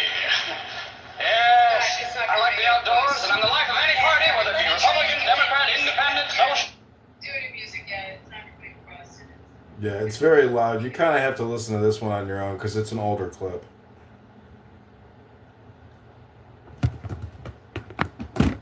Okay, hold on. I'm going to try it now.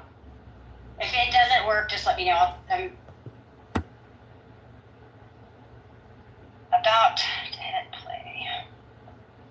Anything libertarian, I'll be there. Okay, I just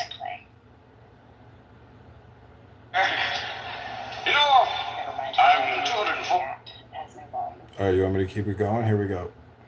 Hold on, we can't hear. Like, you can't hear what they're saying. Hold on, just. How do you stay so young? Is it jogging? No. Is it tennis? No. It's waving.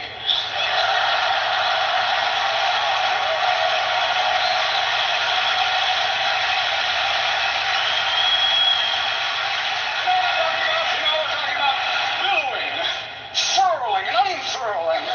Richard Simmons ate your heart out. Yeah, you guys will have to. Okay, hold on. let me try it in here because we missed most of the beginning of it because we couldn't. I know.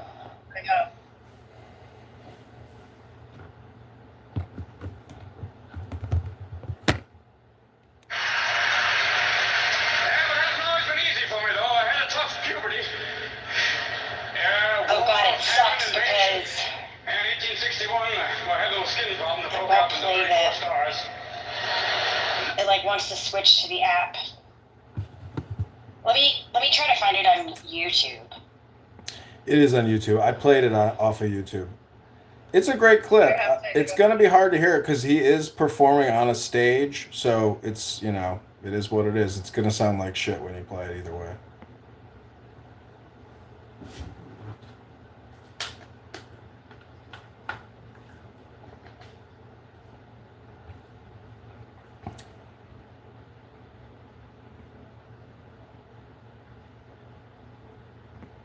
So if you haven't downloaded Chatter yet and you're looking for the most exclusive social audio chat opportunities of your lifetime so you can completely hypnotize yourself and others and maybe start a business, it's estimated that if you download the Chatter app right now in the Apple Play market, if you're an early adopter, you could start a business that could generate $10,000 a month. That's $120,000 a year. Just imagine what that'll do to your adjusted gross income. This is Tiffany Sotheby. If you're looking for exclusive content to become a publisher on Chatter and monetize your life by reaching into your tuchus and pulling out your anus, call Tiffany Sotheby and send me a picture of your feet right now at 312-498-0517, and I will send you my guidebook, my personal manual on how to create exclusive social audio chat hypnosis to fill your tuchus full of shekels. Again, this is Tiffany Sotheby wishing you a happy Shabbos. Wait, how much is that a year? Shekels is that? How much is that a year? And what is the shekels to United States dollars rate today? Okay, guys, give me just a sec. Tell me if you can hear this. One second.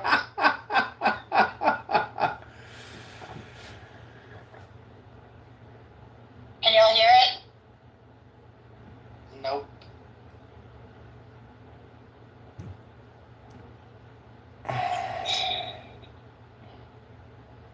Oh well, sorry. I can play it.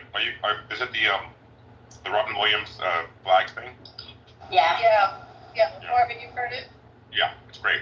Hold on a second. Oh my God, who has Chatter? Somebody create a Chatter room and let's play this Robin Williams clip in Chatter right now and monetize it. Oh my God, this is genius.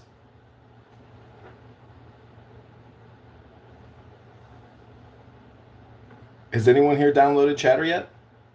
Okay, here it goes. Wait till the commercial goes by. Let's see.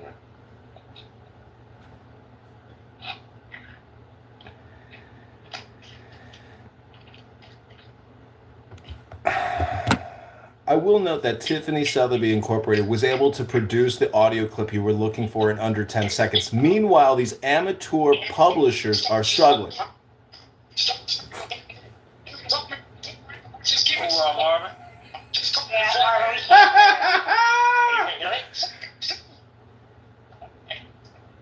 Really? I mean, we can hear that there's something, but we can't hear what it is. Tiffany Sotheby Incorporated standing by. Oh, that's weird.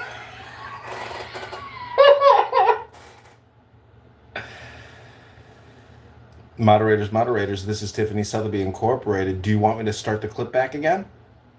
This is Houston. We hear you. Over.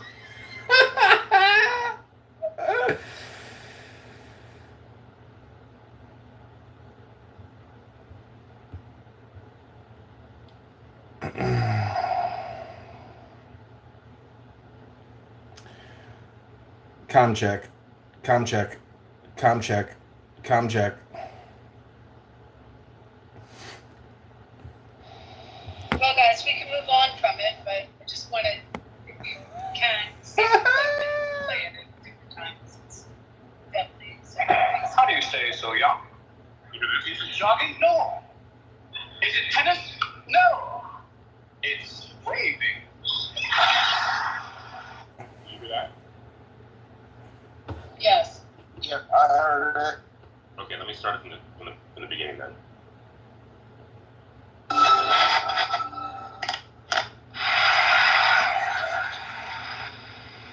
Hold on.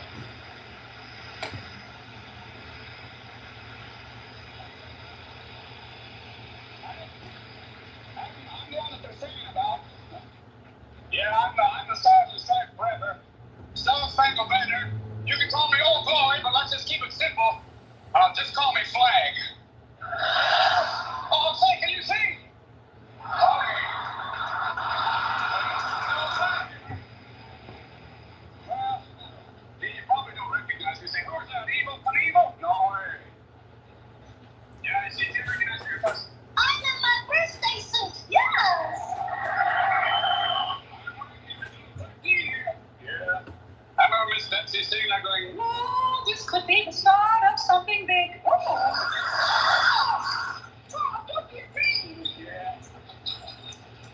I was born June 14th, 1777. That makes me a Gemini.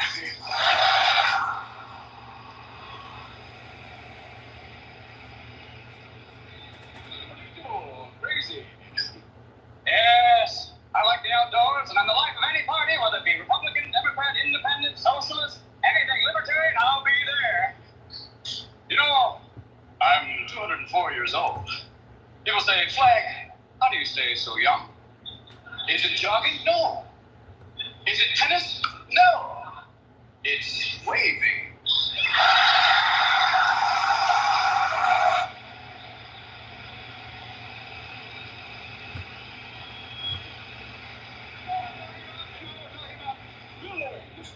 Furrowing and unfurrowing. Richard Simmons, eat your heart out. There you go. Let's go. Oh, tough puberty. Yeah, war, famine, invasion. And 1861, I had a little skin problem that broke out into 34 stars. But now, well, little patience, and look what we got now. Look at this. Hold on here. Ha-ha!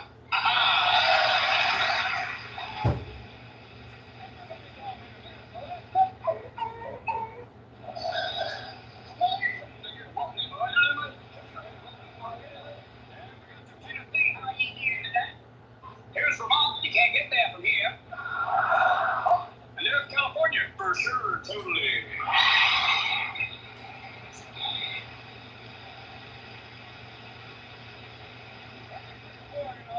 I had a tough time for a while. I've been in a lot of wars. They fired missiles and muskets at me, but you know, come the dawn's early light, I'm still there. You know what I'm talking about? You know, I've been made everything from designer jeans to t-shirts, and I've even been a cape for Mick Jagger. Well, all right! Throw a rocket truck there, but all right! But you know, I've always been respectful of me. Sometimes it's been tough. There have been some people try and spit on me, trample me, burn me. Foreigners and occasionally some Americans too, but I don't let it get me down because I'm not a stay-at-home kind of flag. You know, I've been to Europe. I've been to both North and South Pole. I was at Iwo Jima recently. I've even been to the moon.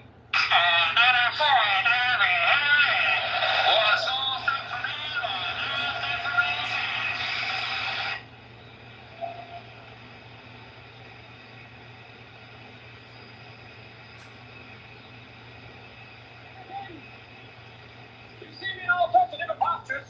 When I'm like this, that means everything's okay. When I'm upside down, well, put on your Mae West and get to that. Well, that's not my favorite position because, well, that's half-mast. I don't mean to bum you out. I didn't come here to depress you. But I gotta tell you something honestly. I haven't been getting out much lately. I guess it's not very chic to put up the flag anymore, you know? Muffin and I have a flag, but we haven't found it for very long. Hey, but look at it this way.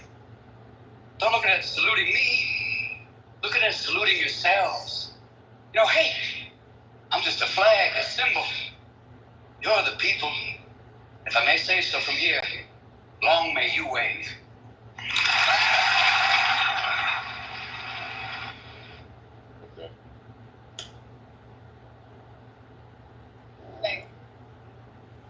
I don't know how much that came across, but it's pretty funny. It's pretty good. You can understand why he gets so sweaty, because it's like the amount of energy is expunging during that very simple committee routine. Plus the cocaine. Well, I was gonna say that. Tiffany Sotheby doesn't like cocaine. She just likes the way it smells. That is actually quite fucking hilarious. That was actually really funny. Tiffany Sotheby heard Rodney Dangerfield say it once live in Vegas. It was the highlight of Tiffany Sotheby's studies as a comedian.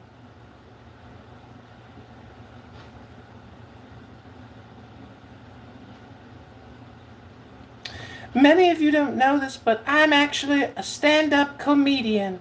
And what you might call me is a court philosopher.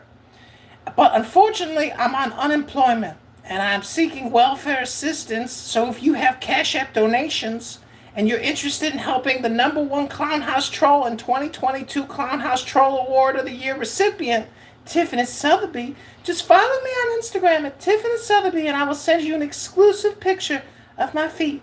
Tiffany Sotheby is complete.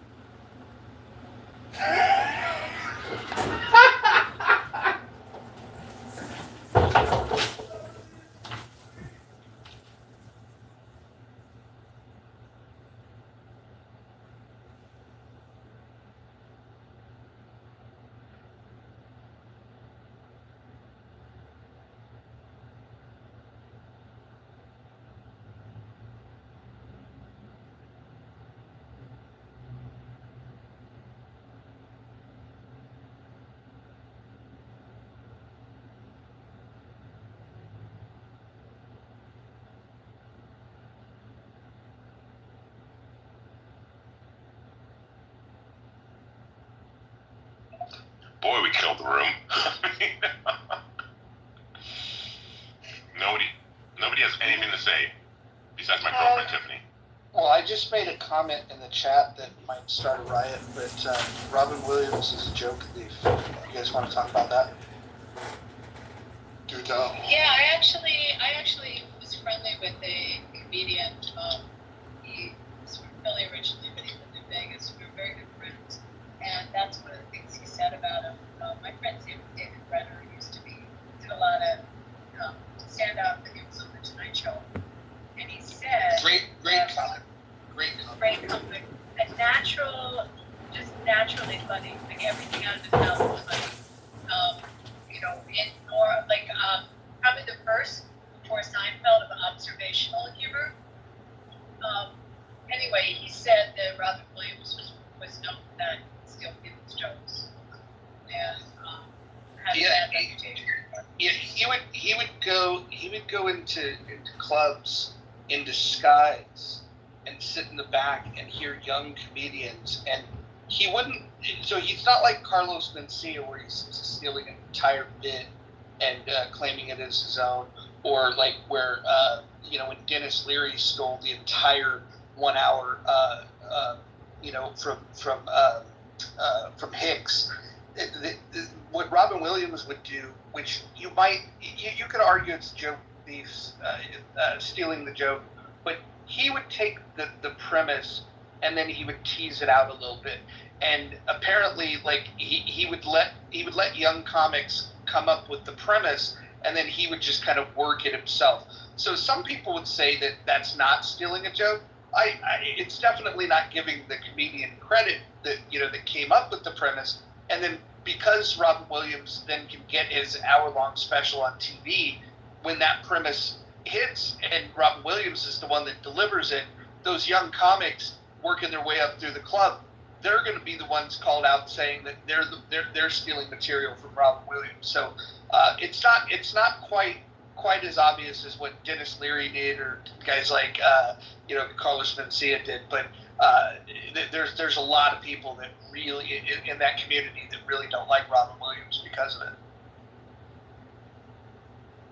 But isn't that a little bit of the artistic truth that no art is essentially uninfluenced by others, right? Isn't there some kind of... they have to sharpen their tool at the clubs too. So it's like they're always at the clubs. Obviously, they're always writing. I mean, I love the process of a stand-up comedian. It's fascinating.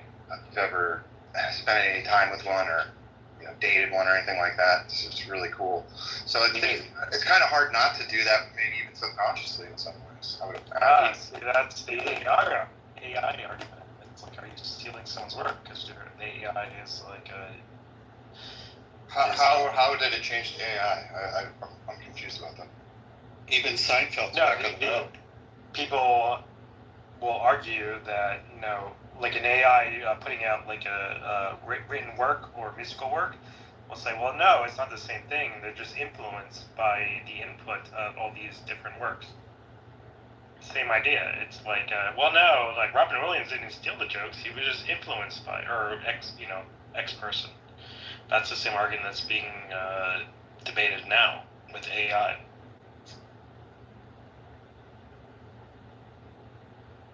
Well, I mean, I don't want to take away any weight off the story. I mean, if you went into closed disguise, I don't want to take any weight away from the story. I was just speaking about comedy in general. Eric, they do go back. David used to go back and do small clubs to try out new material. But what he would do is trying to stop. I mean, he had his standard things, but he would always have that day's newspaper on stage with him, and he would, and his jokes would be around current news. So he was always trying to stay ahead of the theft by having new humor all the time. But he would, for a new set, he would go to, there was a some of the comedy clubs in the New York area, he would go to, and it's pretty funny. You know who else was famous for doing that was Richard Pryor. Would also go back to small clubs, try out. I think they have to, and I'm 72. I remember David Brenner very well, and on his night show, he was probably pre-Seinfeld the best in that kind of humor. And observational, yeah. He lied about his age for the longest time and got outed on the Howard Stern show what his real age was. He had he went to Temple University when he graduated. He was in the Army, and maybe I'm wrong, he was in the Army first and then at Temple, I can't remember. But when he got out, he started becoming a comic, and he did a lot of work at universities, and he made himself 7 years or 8 years older because he thought that the students would relate better to someone their own age. 7 years younger than what he was. So for years and years, he had the wrong age, and like Wikipedia, everything had the wrong age. And then I think when he was on the circuit, he was like 32, but he said he was 25 or something like that. And then Howard Stern figured it out and outed him on the show. I can relate to that on many levels, and also, Howard Stern, love him or hate him, his interviews are excellent, and he loved comedy and he loved musicians, and you can't get much past Howard. I liked Howard Stern before his therapy. I liked him after. I loved Howard Stern. I loved Howard Stern when he was getting fined out the ass back in the early aughts, like 2003 era. WNBC. That was fascinating to listen to. Yeah. How about at the beginning? Finally Philly was able to get the New York, starting to like broadcast in other stations. But I remember also being in the car and like it was just so great when I could pick up the New York station. I'm trying to remember the first one he was on. Was it CBS radio? I don't remember. But that was back, say, early 80s, late 70s, you know, when he started? I don't know the exact date. Abby, do you remember, or were you listening to Stern in the days after 9/11? Because I think that's was some of his best shows was post 9/11. Oh, and maybe remember the stuff he did with Gaddafi? Like I think it was around that time where like they called and tried to make reservations at like I don't know, was it Hilton or Sheraton or something, and you know, Libya. And it was just very very funny stuff. It was right around that. He was great.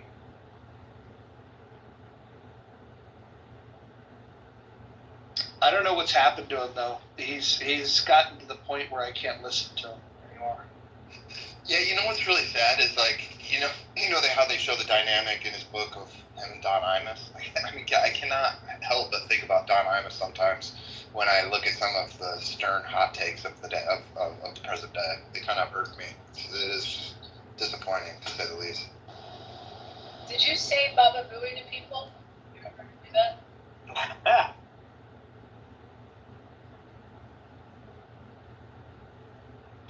I've never said it, but I've heard, like in the New York area, I've heard many times that uttered, for sure.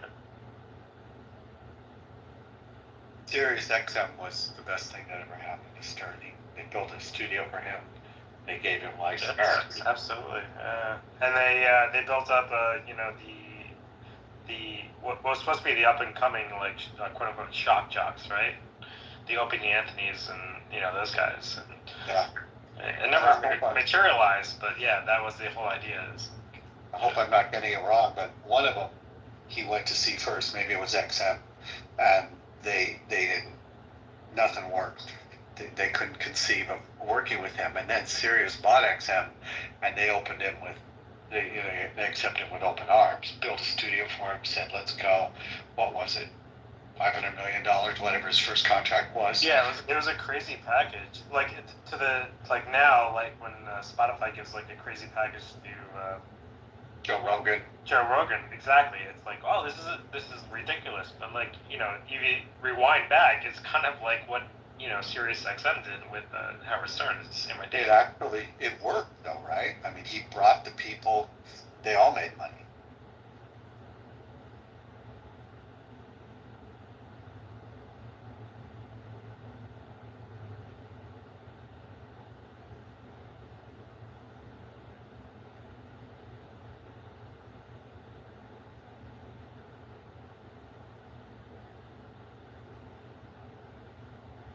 What's up, Gerard?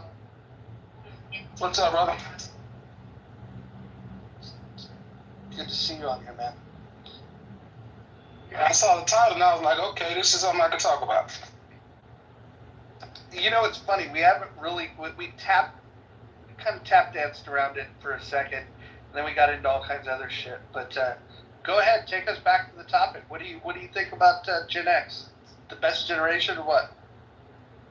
Of course, I'm biased being Gen X myself, so I'm going to say yes, we are the best generation. And here's why. I think when you look at the fact that we fully understand both life living in an analog society and also pivoting to more of a digitized society, our generation really understood the difference. Like, we know what it's like with payphones and 8 tracks and having televisions that you could not, there was no remote to it, to now we have smart TVs. Does that make sense? Yeah, it does. We're kind of like the missing link between exactly the old days and the new days. And if you look at the transition in terms of the American workplace now, we know what it's like now having access to all this type of technology to help with, sales, marketing, even HR and other aspects. But we also worked in the American workplace where you didn't have all those different types of, technical capabilities and whatnot. And I do think that it was more, we understand the importance of interpersonal relationships in the workplace, but also how to kind of overcome and deal with disagreements amongst each other. I don't see that with the newer generations. And the older generation, baby boomers, they're pretty much stuck in their ways. And I do think that now as we look at the baby boomers trying to hold on, I guess, to the last of the last when it comes to they don't want to leave the workplace and they want everything to remain back like it was prior to the transition from going from an analog society to a digital society.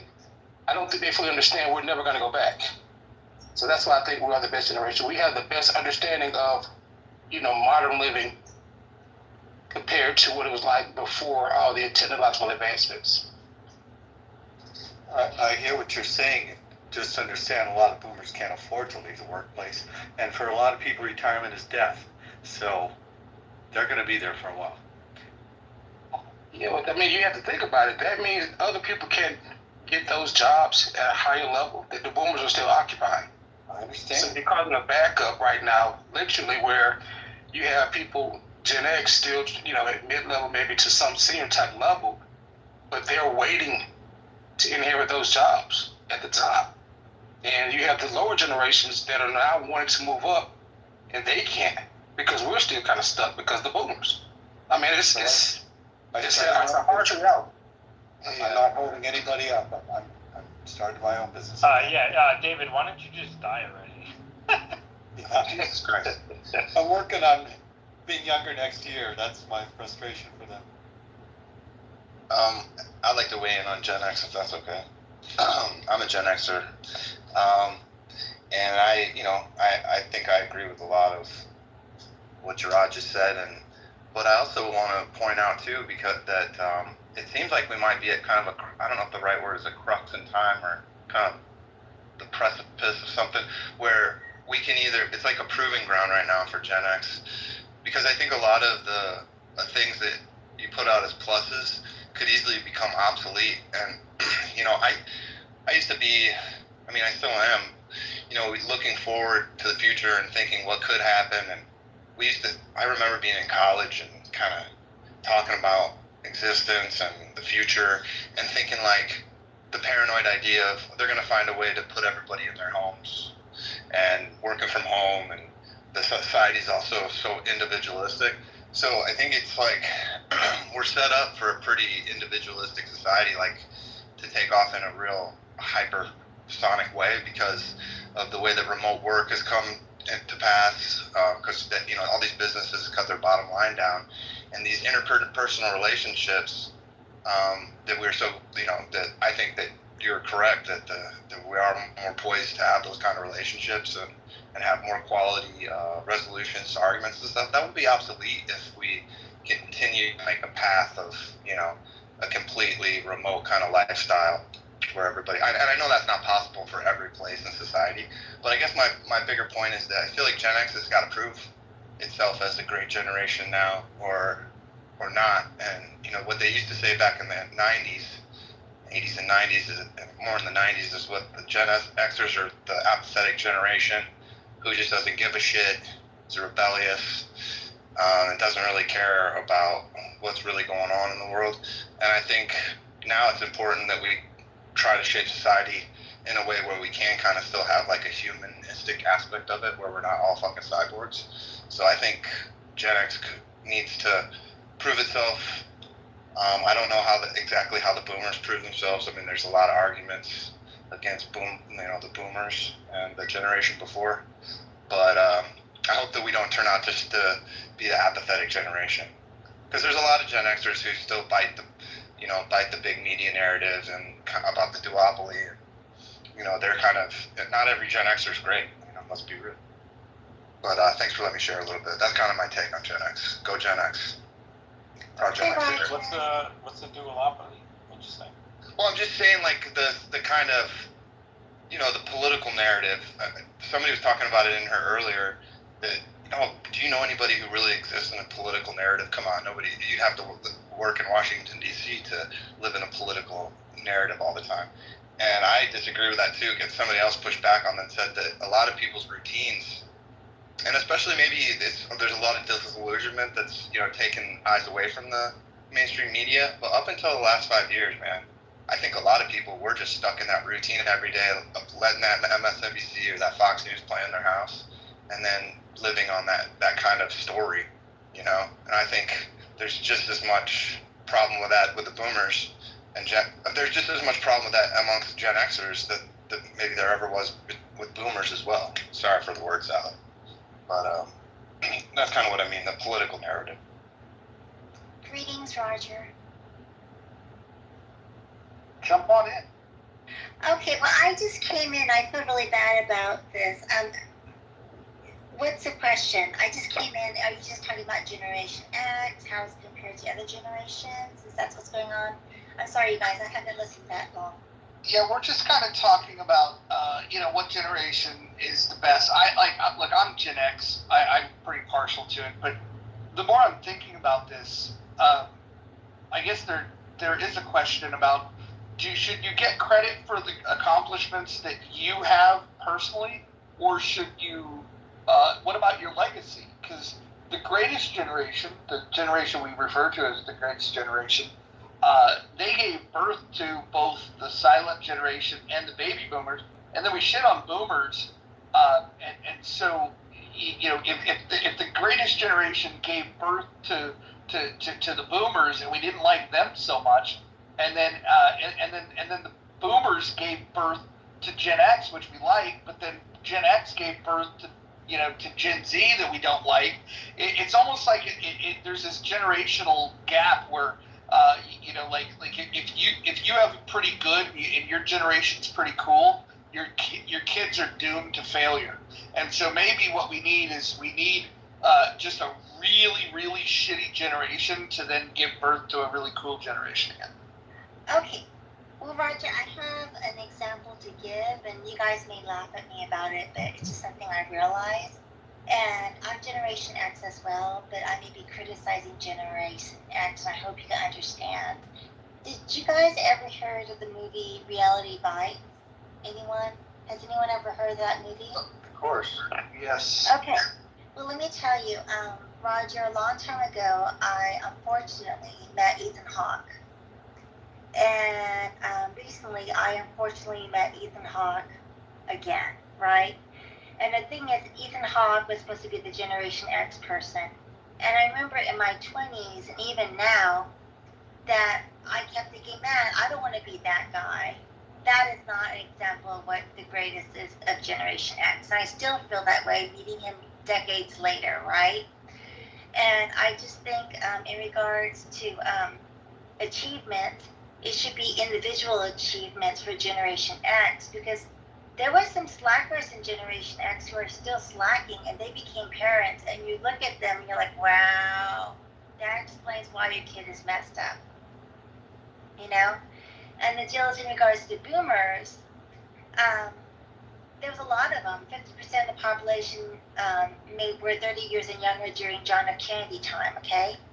And the deal is, there's some baby boomers that never took responsibility, and they, not all, but I'm saying they in general, right?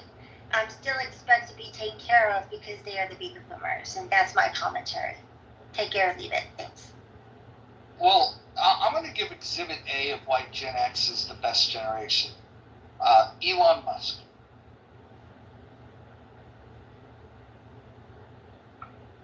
Can you hear me? I can now. I got a red bar and I'm in a forest called Mille Lacs, so I'm just pushing at Gen X. Like, some of us are still ultimate Gen X, like I still drink out of the nose. I sleep outside. I love the care. Gen X was the greatest generation.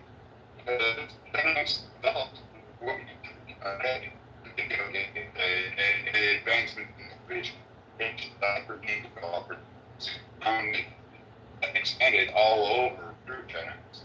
We had businesses, today, thanks to Gen X, they took all the baby boomers created and go through. Now, the cool thing about Gen X is they got to be raised by generation, the baby boomers, as well as some generation and sometimes the greatest generation. People that some of the and Gen X is going to be that group that was pretty much cultivated from World War II people to Vietnam Korea, you still had all those important contracts that went through, and then Vietnam itself, pre and post, they got to be raised all of that. And they people that, which I can argue that it's fucked up in one place, because that people were that the society, but overall, Jack pretty much all the information for and put it into the platforms that we're going to get live on today. We're talking about your iPhone, Jen.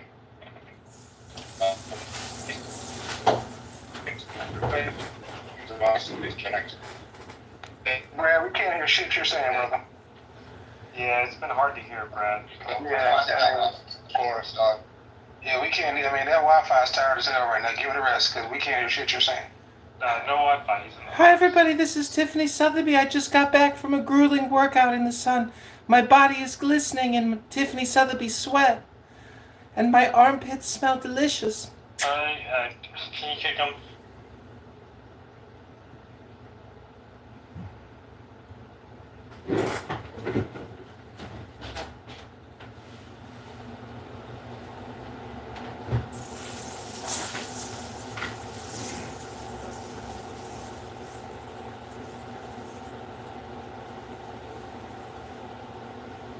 But I'm going to argue with Sass because I disagree and I feel very offended about the comment of boomers. State your case. We absolutely are a generation that changed the narrative. We created, we fought for women's rights, black rights, got rid of war.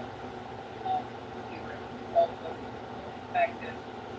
We went to college, worked really hard, and I disagree with being for something. We all paid into our Social Security for years and years, and that's a guarantee that we do, we'll grow. But we paid into it, and I don't see the boomers as a generation of handouts at all. But I do see them as a generation change the narrative of the country. So there. After when you say change the narrative, what do you mean by that? Well, I think if you look at the women's movement, the civil rights movement, I think if you look at Vietnam War and just the voices of the boomers, but this wasn't a generation of handouts at all. It was a generation that went to college, worked hard, fought and worked, but also fought, change things within our system, in our country. So I don't see it as a lazy generation, which is how she was. I did not say lazy. You said expecting handout. I said some. Did I say all? I said some. No, I didn't say handout.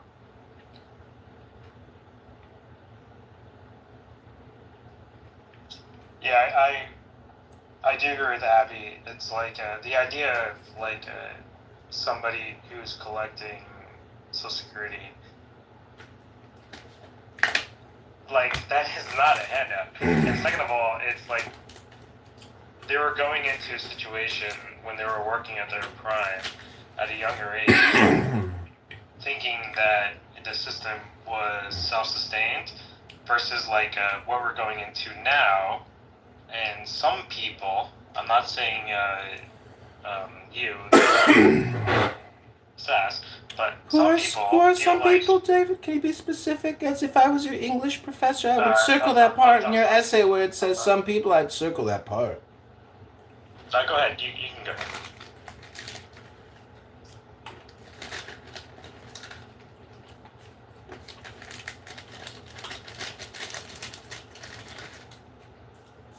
David, I think they dropped, I guess Tiffany to shut the fuck up section. You may, would you finish your statement? Because I want to hear what you're talking. And I forgot my train of thought. I'm sorry. It's all right. I'll come back later. You had nothing to say, David. Sorry, buddy. Gotcha, bitch. I think all of this stuff is a mixed bag. I mean, if you think about some of the problems that we concern ourselves with in these modern times. The socialists, a lot of them, they were here. I would say the lost generation kind of started it, and even the greatest generation continued through with a lot of these policies. When FDR was in office, when he wasn't throwing innocent Japanese people in internment camps, he was bringing these social programs together that were designed to be temporary, but there's nothing more permanent than a temporary government program.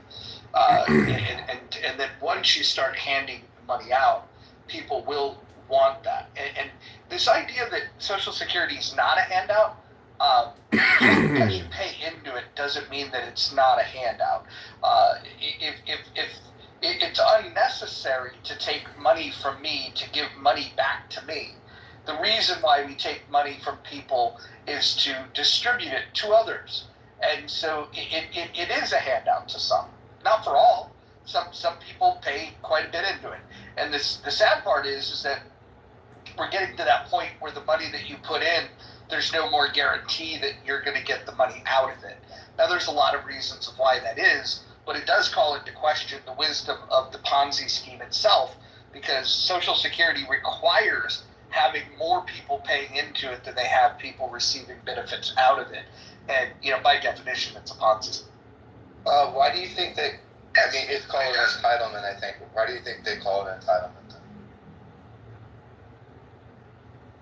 I think anything where people feel entitled to this safety net. And look, I don't think all safety nets are bad. I think that when you're personally investing your money, and when you have your company that's matching your funds, and when you devise a strategy on what you're going to do to create your own safety net, I think that's good. I think forcing this safety net is where it becomes problematic. And people don't like to say it because either they're in a position to collect it, or they have loved ones that are collecting it. So it's an unpopular thing to say that it's a Ponzi scheme, but by definition, there's no better way to describe Social Security than to describe it as a Ponzi scheme.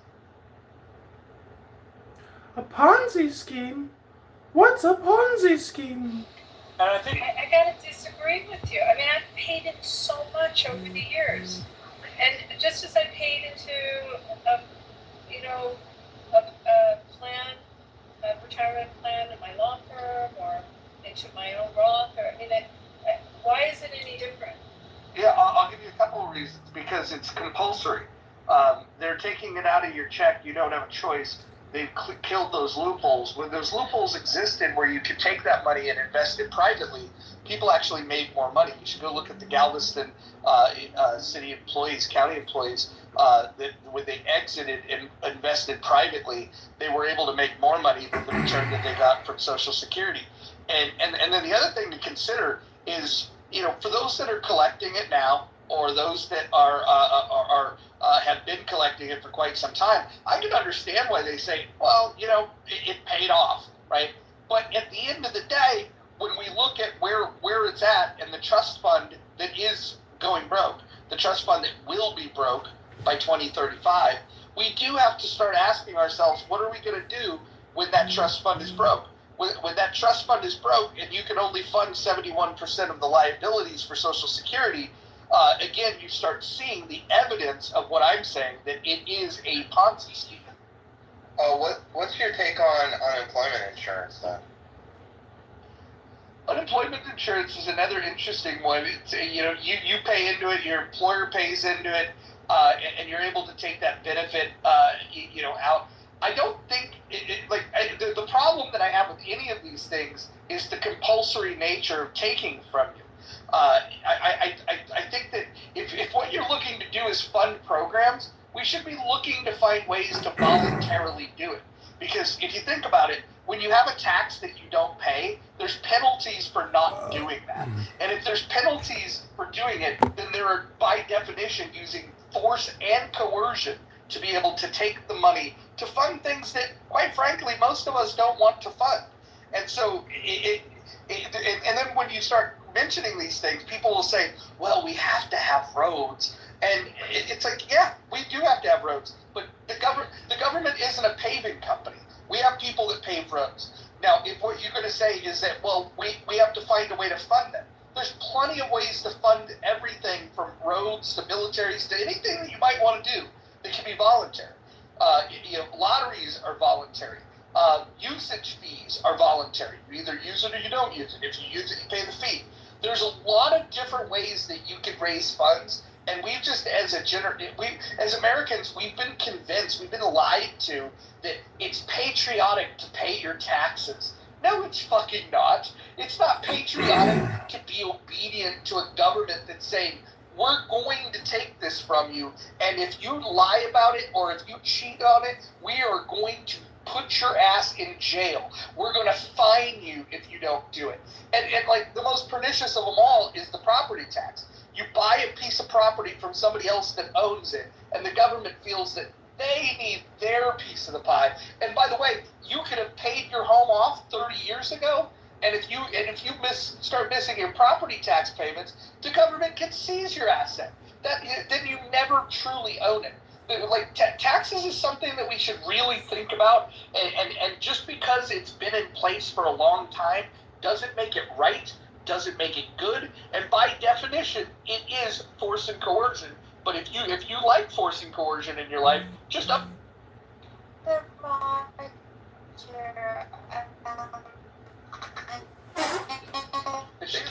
everyone. Question to ask you. You're in the Once Matrix, again, sweetheart. I put this slide as Generation X, Generation X. Oh. Well, you might be back now. Actually, you're starting to get better. I have a question for this Kowarski. Hold on. I have a question for Kowarski in the chat that says, whatever happened to never coming on Clubhouse again? I never said that, and I'm just wondering where you thought you heard that. And what does it matter? Are you trying to get like a gotcha? I gotcha, Roger. People hear what they want to hear, and then they come. Like, I was very specific that I was going to be back on Clubhouse, that I was not going to open rooms in healthy debates on Clubhouse, which I have not. Why are you fucking? Well, okay, listen. If I'm speaking, you should not be unmuted. That's the weirdest fucking thing. And I don't get it. I don't know if you're day drinking. I don't know what your issue is. Anyways, I never said that I was going to not be on this app. In fact, I said as long as my friends are on this app, of course I'm going to be on this app. I'll be back. I'll do rooms. I'll open rooms. Not in healthy debates. What I said was I wasn't going to open rooms in healthy debates, and I haven't opened a room in healthy debates since I said that. So for those of you that don't understand plain English, just, listen, it's something you can learn. You can do better. Can you hear me now? Hey, Roger, this is Brent. I guess it begs the question, why don't you want to be in healthy debates with a federal Republican-appointed Trump judge? Yeah, that's a good question. Sam, hopefully I have a better connection. Well, the thing is, over Generation X, etc. All of the Roger Mayhem. All right, dude, you're in the pipes, dude. You're like fucking deep. Since they made up 50% of population, I've met some who are in retirement communities.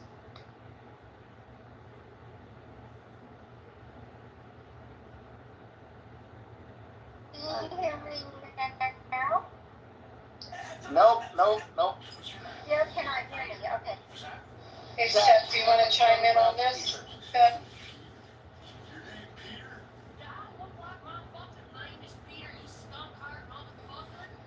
Me? Yes. Tiger. Or Sass. You know, Roger, I'm trying to think about what you just lectured to us about. So could you maybe recap that again in like 3 sentences? Yeah, if socialists understood economics, they wouldn't be socialists.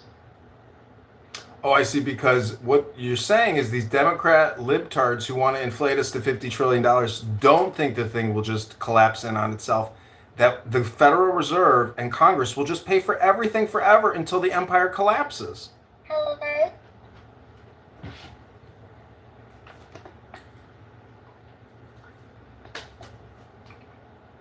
Hello? I think we can hear you now, Sass. Go right ahead, darling.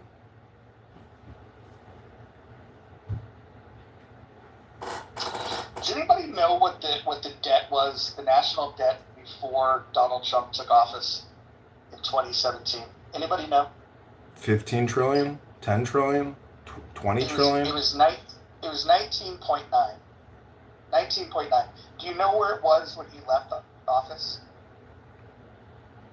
27, 28. Yeah. 27.8. It's a lot of bread to add to it. You know where we're at now? 36. 5 trillion. 36. Yeah. So if you look at it, there's only the only way to look at this is in terms of relativity.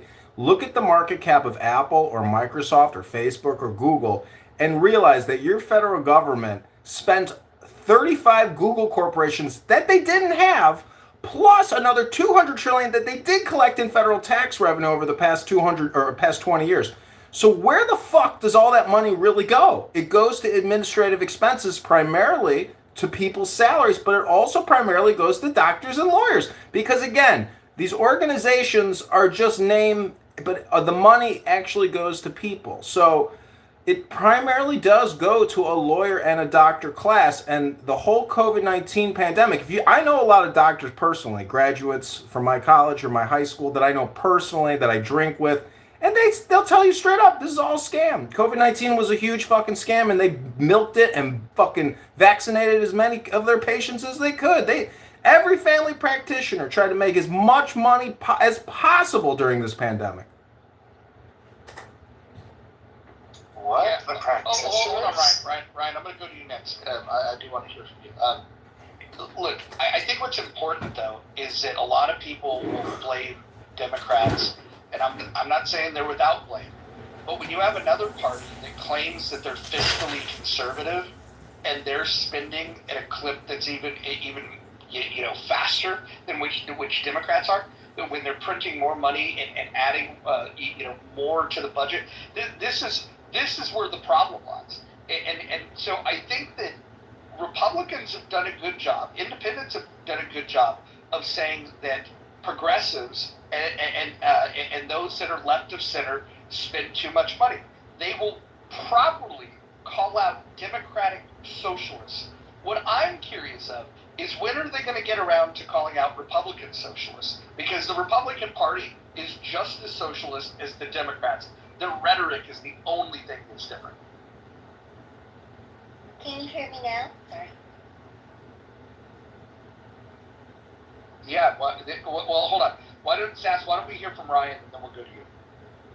Yeah, sorry. I like what you said, Roger. The spending's out of control on both sides. Joe Biden has been one of the biggest spenders, but you're right. I guess it has been both sides. And I don't know if the topic of, I don't want to derail into rebutting his point, but I don't agree that the practitioners themselves, like, there is financial incentive, or there are financial incentives, but I don't think in a hospital setting that these hospitalists are like, oh, how can I, and other settings like that, how can I, extract the most money? Like, the sad fact is that we have such a shortage of doctors that they don't have to do that. We're all waiting months and months to see specialists because of the manufactured crisis that Roger's talked about. I think he's talked about it, where there's a supply problem with doctors that is not being addressed. Anyway, I don't know what the room was about, so I don't want to. Sorry, I didn't mean to cause a mood swing with my controversial COVID-19 comment.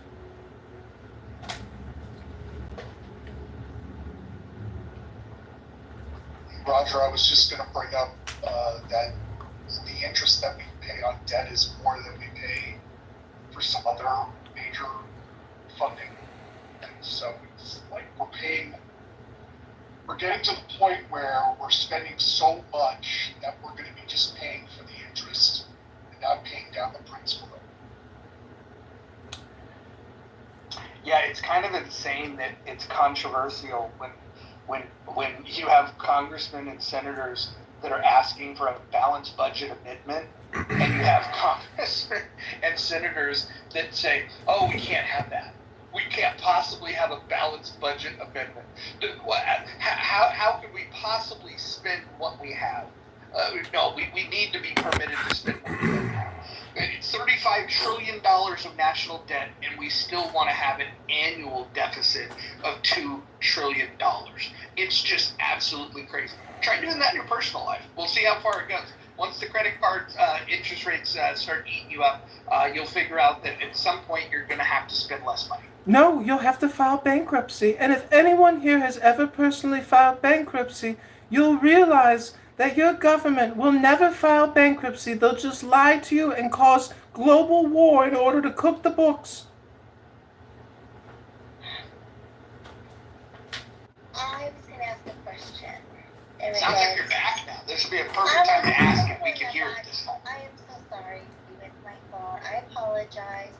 I was wondering, have you guys noticed, has your credit score improved lately?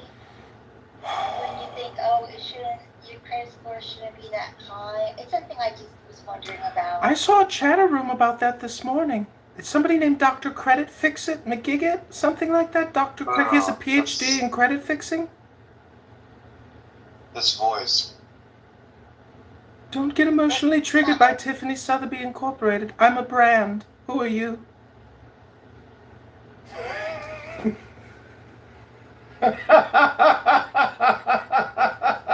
Speaking of the brand, did you want to let everybody know how they can support and how they can monetize on FootChat? Yes, this is Tiffany Sotheby. I am a comedian in Chicago. I'm opening up for Andrew Dice Clay this August and Tim Dillon in September. If you're interested in getting front row tickets to see my feet, text me a picture of your feet direct to my personal cell phone. It's 312-498-0517, or you can follow me on Tiffany Sotheby on Instagram. I, again, want you all to remember that as America faces imminent doom, as the borders flood open and international war escalates and Joe Biden's Alzheimer takes us to the new age, just remember that your spiritual guide, Tiffany Sotheby, told you all communication is hypnosis, to think for yourself and to question authority. My plane has landed. Tiffany Sotheby is retired now. Thank you all very little. Mrs. Doubtfire. Mrs. Doubtfire. It has to be. It's Roger Williams. I'm the reincarnation of Roger Williams and Andy Warhol. Hello? It's getting weirder and weirder. Let me welcome you, Jess. To the stage. Yes. I apologize for what you walked into, but hopefully it's entertaining. I'm texting my feet pics right now to Tiffany. Tiffany tells you what you want to hear, so you want to hear what Tiffany has to say.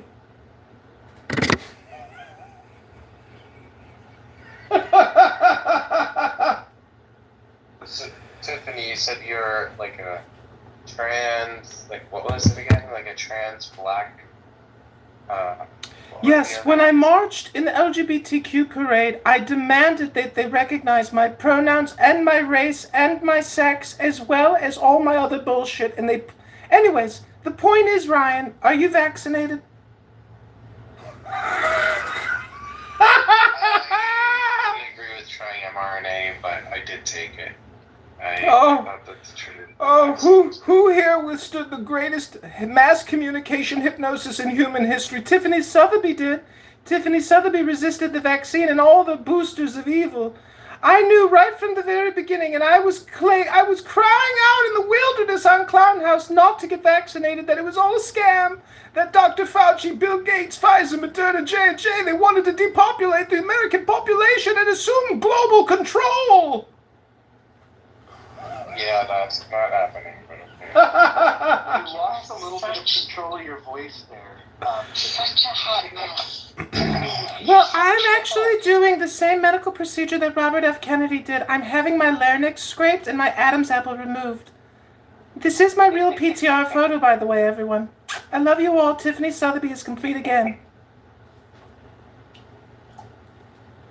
So this is actually your character, like as a comedian? Like I could go watch you? Yes, I perform at the Laugh Factory and at the Magic Store and the Magic Club and all the comedy stores in Chicago, LA, New York. I dress up like a woman now.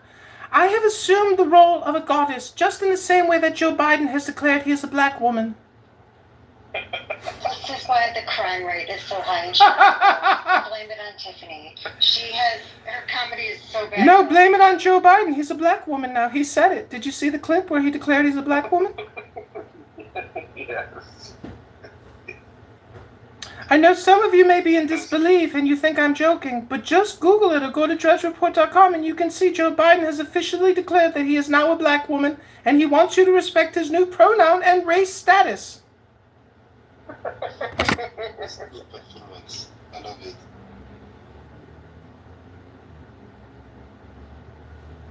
I'm surprised they let you up there. I mean, it's a pretty liberal space, at least the Laugh Factories where I'm at. I mean, they do have all different types. Comedy's supposed to be. I mean, Cosmo Kramer went up there and started screaming the N-word over and over again. I mean, you can do anything you want in this world, but you will suffer repercussions. It's called blowback. And for 20 years of international conflict and spending trillions of dollars that we never had, so the military-industrial complex and then the big pharma-industrial complex could murder the world and then murder their own people, it just makes Tiffany Sotheby cry, and it took us. I think crying might help you feel better.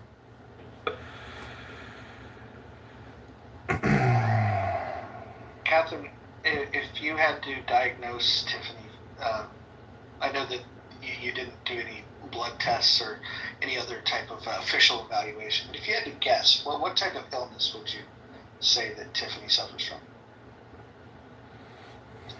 This is your moment of truth. All those years of medical school and all those years of diagnosing, this is your one moment of truth. Let's see if you can actually match the real diagnosis. I would just call it a disturbance.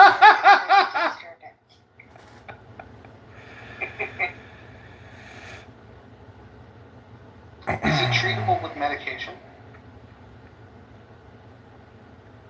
I don't even know if that would be a worthy pursuit, because compliance in people like this, even if we were to manage the symptoms and the outbursts, the dysregulation, they rarely will continue to take their medication. So then it just becomes perpetual frustration. So we just compliance. manage to, as a society, tolerate it. So And compliance. just subsidize it. Why do all these government agencies and doctors always use the word compliance? Compliance, compliance. All they say is compliance, but I never hear any wisdom or intelligence. Now you're sounding a little bit like Margaret Thatcher.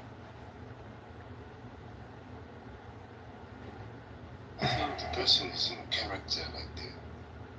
No, I understand, but I'm envisioning Tiffany and I'm seeing changes in her face and I'm thinking kitchen, working in the kitchen somehow.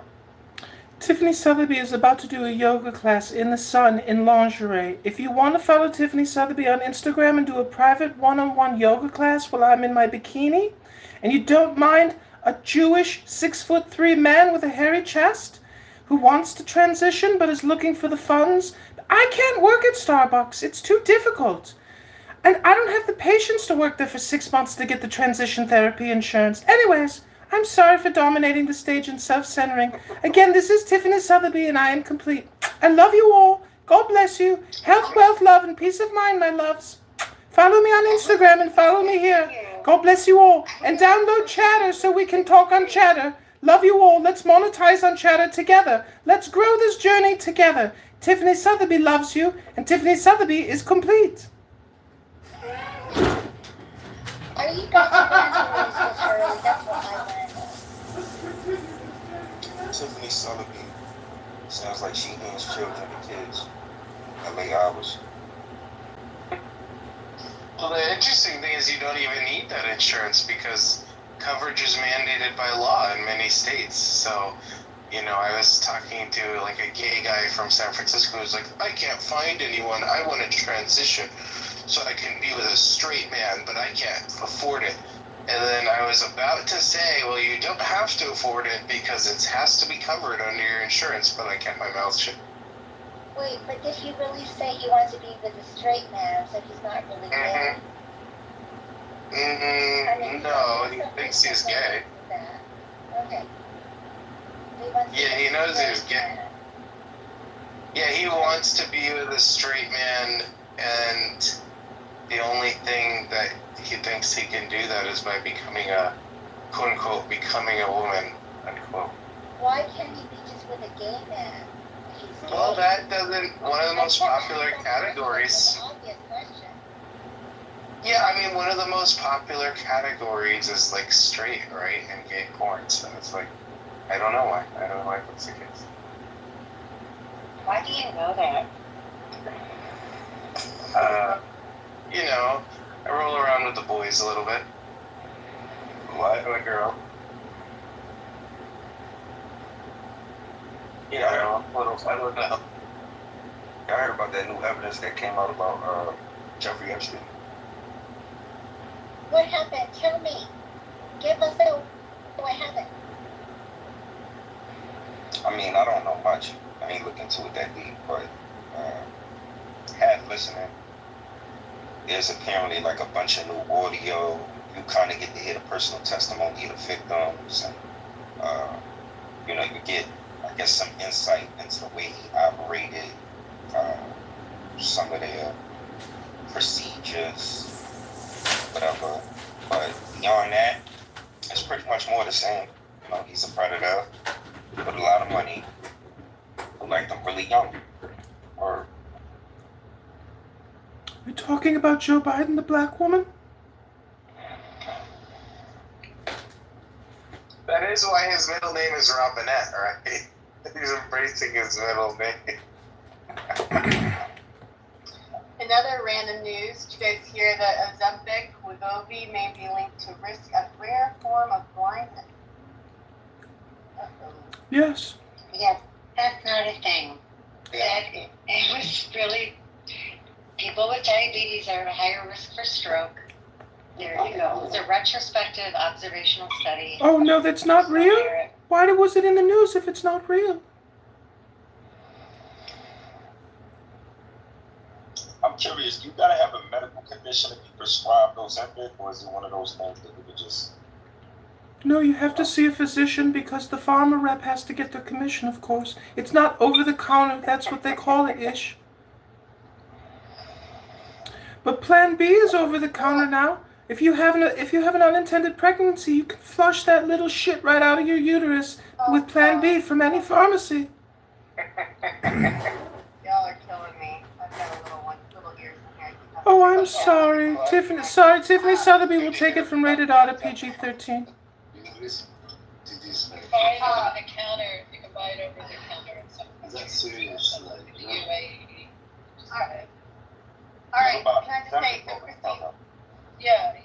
There's a lot of countries that same like Hong Kong, you can buy this stuff over the counter. You know what's interesting about the vaccine is the... Wait, Tiffany, can you stop? Dude, can you just stop for a second? Tiffany, Christine, so it says here the Harvard School of Public Health linked Ozempic to higher NAION, I assume that's the blindness thing, rates in diabetes patients over 3 years. So they're saying, I guess these preliminary studies, I'm sure they have to study more, is saying that even within the diabetes patients, they're seeing higher rates of this rare form of blindness. What kind of blindness are they specific? Is it like a retinitis? Glaucoma. Abby, it says it's I'm not sure, but the acronym that it's saying is N as in Nancy, AION. AION. I'm not sure if that tells you.